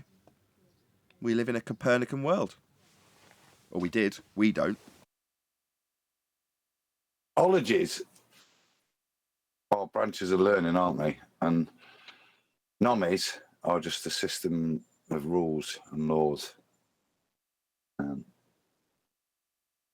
matter what you put in front of it, but in terms of the Latin, so biology, etc., that's got study, learn in it, whereas onomies, astronomy is just a set of rules and systems. It's not necessarily inquisitive as to any more detail. It's just the laws, the sun orbits at this. And what are laws? Descriptions of stuff, right? Yes, yeah, exactly. Yeah. Right. Yeah. So it's I fundamentally law oversimplify it. In the describing sense of it's like a natural law sort of thing. It's not necessarily attributing cause. It's just observational law. Just describing stuff in the sky. I say naming stuff in the sky. I oversimplify it, but same difference. That's a black hole, and this is how it works. I agree. I use it like that too. Etymology is very resourceful for understanding deeper patterns in language and people using them. Right, and often you get a better insight than the people using it actually have as to what they're doing, even outside of their own consciousness. So, yeah, I agree. Astronomy is the naming of stars. Astrology is basically patterns derived logically from the stars. Yep. Well, you have to be careful with using the epidemiology of a word, because you can easily fall into a fallacy when you do it. So you have to look at the definition. No, good point. I should have dropped that in at the end. Yeah, let's not suggest for 1 second that just because the etymological background of a word has such a description, that's the current use or meaning of the word. That would be an etymological fallacy. Well, it depends, of course, of the context by which somebody uses it, right? Yeah, and we're looking at that different history. Approaches through culture have been used. You might be referring to that. It will all show itself by how you're gonna talk about it. Correct, but I'm saying that if you look at the history of how the word has developed and come to be used in the colloquial sense now, you end up at this two opposing positions. One, and we won't rehash what we've just described in terms of the meanings of these words, astrology, that's decried as pseudoscience. The other, claimed and held up as science. That's where you end up. In terms of the history of progression, you can see that in the word and how it's changed, or the words and how their meanings have been ascribed. That's all we're doing. We're not saying that suddenly it means the etymology anymore. I'm not doing that, or I hope I wasn't implying that that's what we should do. John, I always do my best to basically uphold the original powers of words, to not downplay them in favor of contemporary approaches, right? Well, you can here, because we are, generally speaking, almost every stage going through the Socratic method, and we're doing that in fine detail right now. But typically, no, you can't, because most people will just accept the colloquial definition of a meaning of a word when you use it in context colloquially. If you say science to somebody, they will just assume that you just mean whatever you say has been proven. Again, back to the Johnny Depp trial. Last time it was Dr. Curry, the psychologist, saying that this is just science, which it isn't. And more recently, her opposing counterpart on the defence's side was saying, all I did was formulate hypotheses. That's what she said. And you're like, oh my God. All they're doing is throwing in more and more scientific vernacular to bolster their jargon. That's all they're doing. Right, technobabble. It's technobabble to boost appearances. It's a magic trick. Well, Amber Heard's lawyers messed up because they made her technobabble, that Curry ladies, they made it seem like it was empirical and cross. They really screwed up. Yes, that was where I was going with that. You start off with one person hijacking a little bit of science and saying, I just follow the forms and take it where the science leads me. That was originally paraphrasing what Dr. Curry said. Then as the defence, you start leading in with there's more credence and more science to what we are doing here in this method. You're like, well, then you're lending more credence to the scientific validity, not that it has it, that the other side has suggested, because they suggested it more subtly and more effectively. So you're right, they're actually bolstering the other side, who's actually the only person who's done what could be seen as a legitimate series of tests on the subject, Amber Heard. So yeah, they're literally bolstering the opponent's side. There's been a lot of that, though, hasn't there? Yeah, it's like Johnny Depp. You're breaking up. You know what's funny? I was just talking yesterday in Geo server, and Brenda was there, and we were talking about gravitational lensing. So ultimately, it got to the point where Brenda asks me if I know what the scientific method is. I was like, yeah. She was like, explain it to me. I was like, no.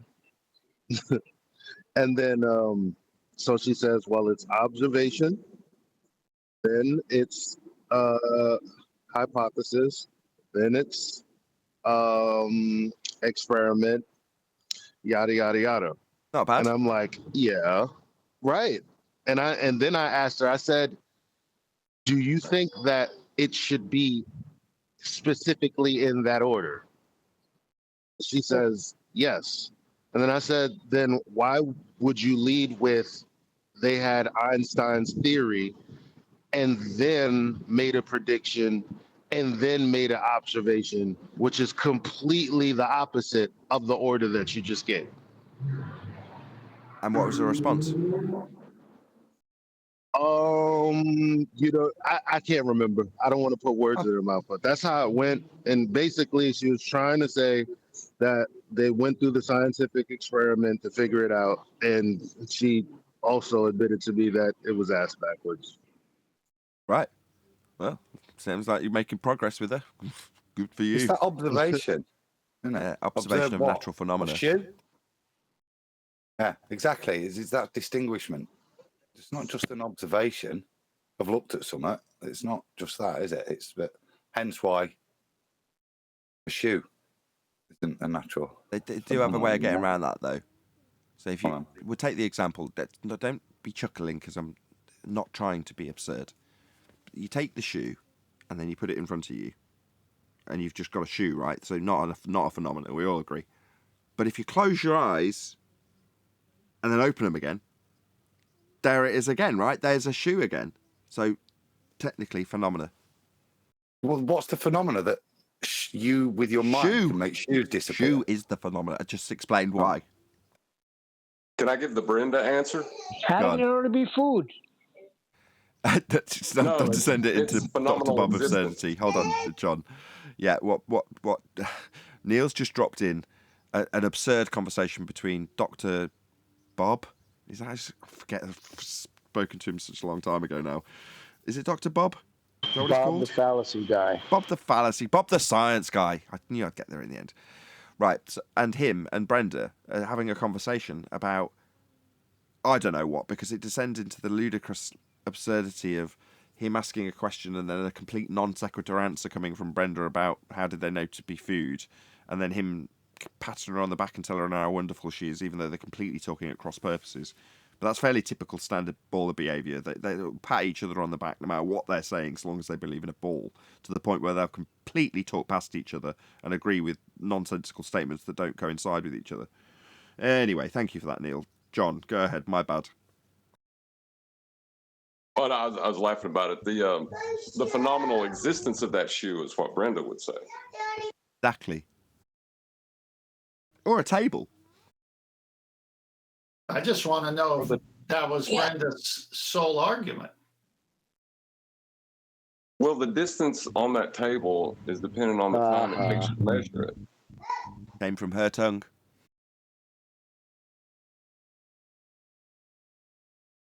All I know is the hole in a donut, that's space-time.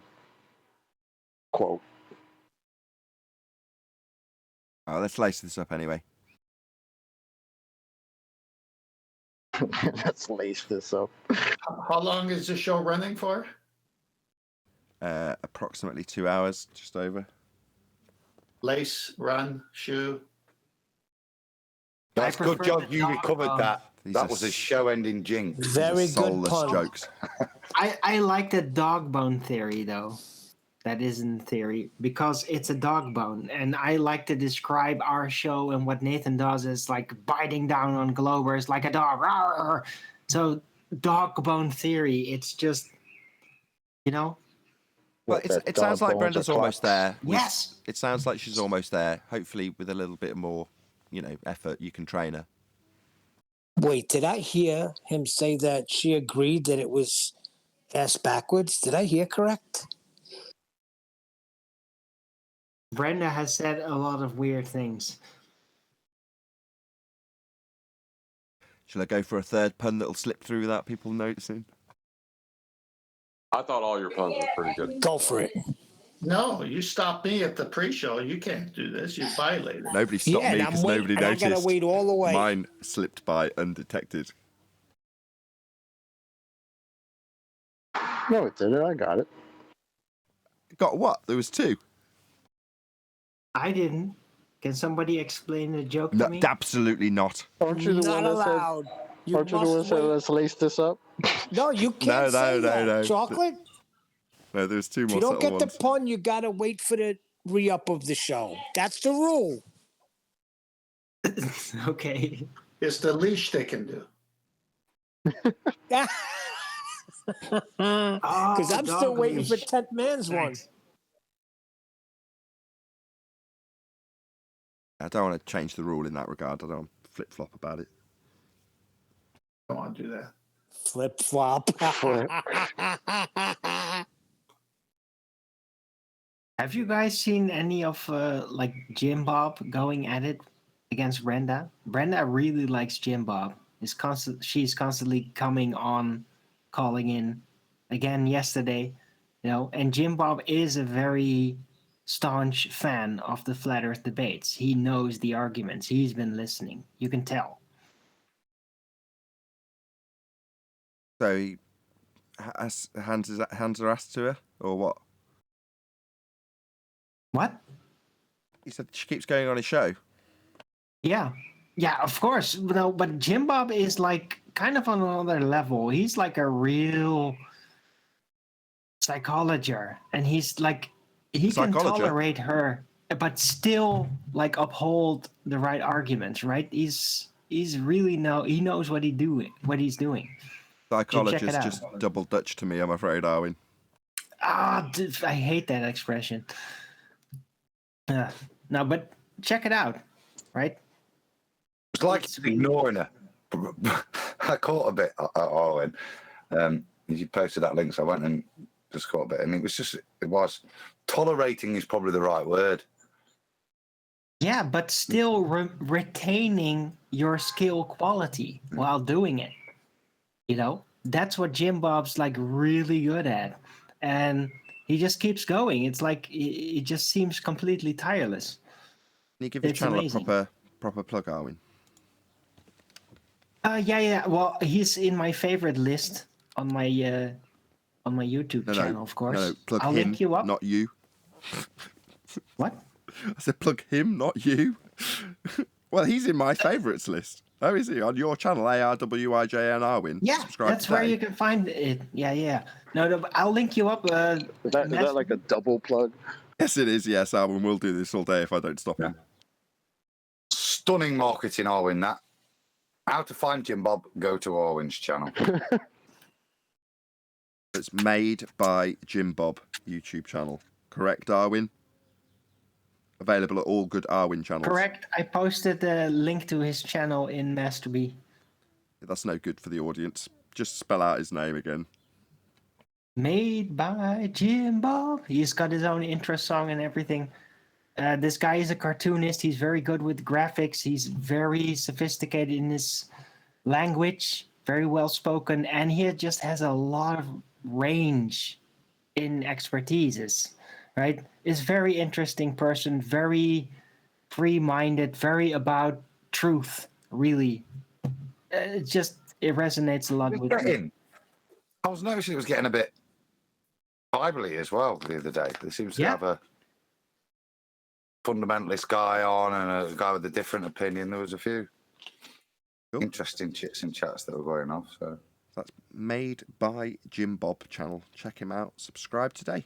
But with that, I'm going to say another huge, massive, enormous thank you to both Discord and G+ panels for making today's after show possible. And of course, a massive thank you to all of you in either Nathan Oakley 1980 or Nathan Oakley Premiering streams for hopefully smashing the super chat, liking, commenting, sharing, subscribing, hitting the PayPal links, smashing the thanks button, and all that good stuff. I've been Nathan Oakley, and I will see you all in the next video.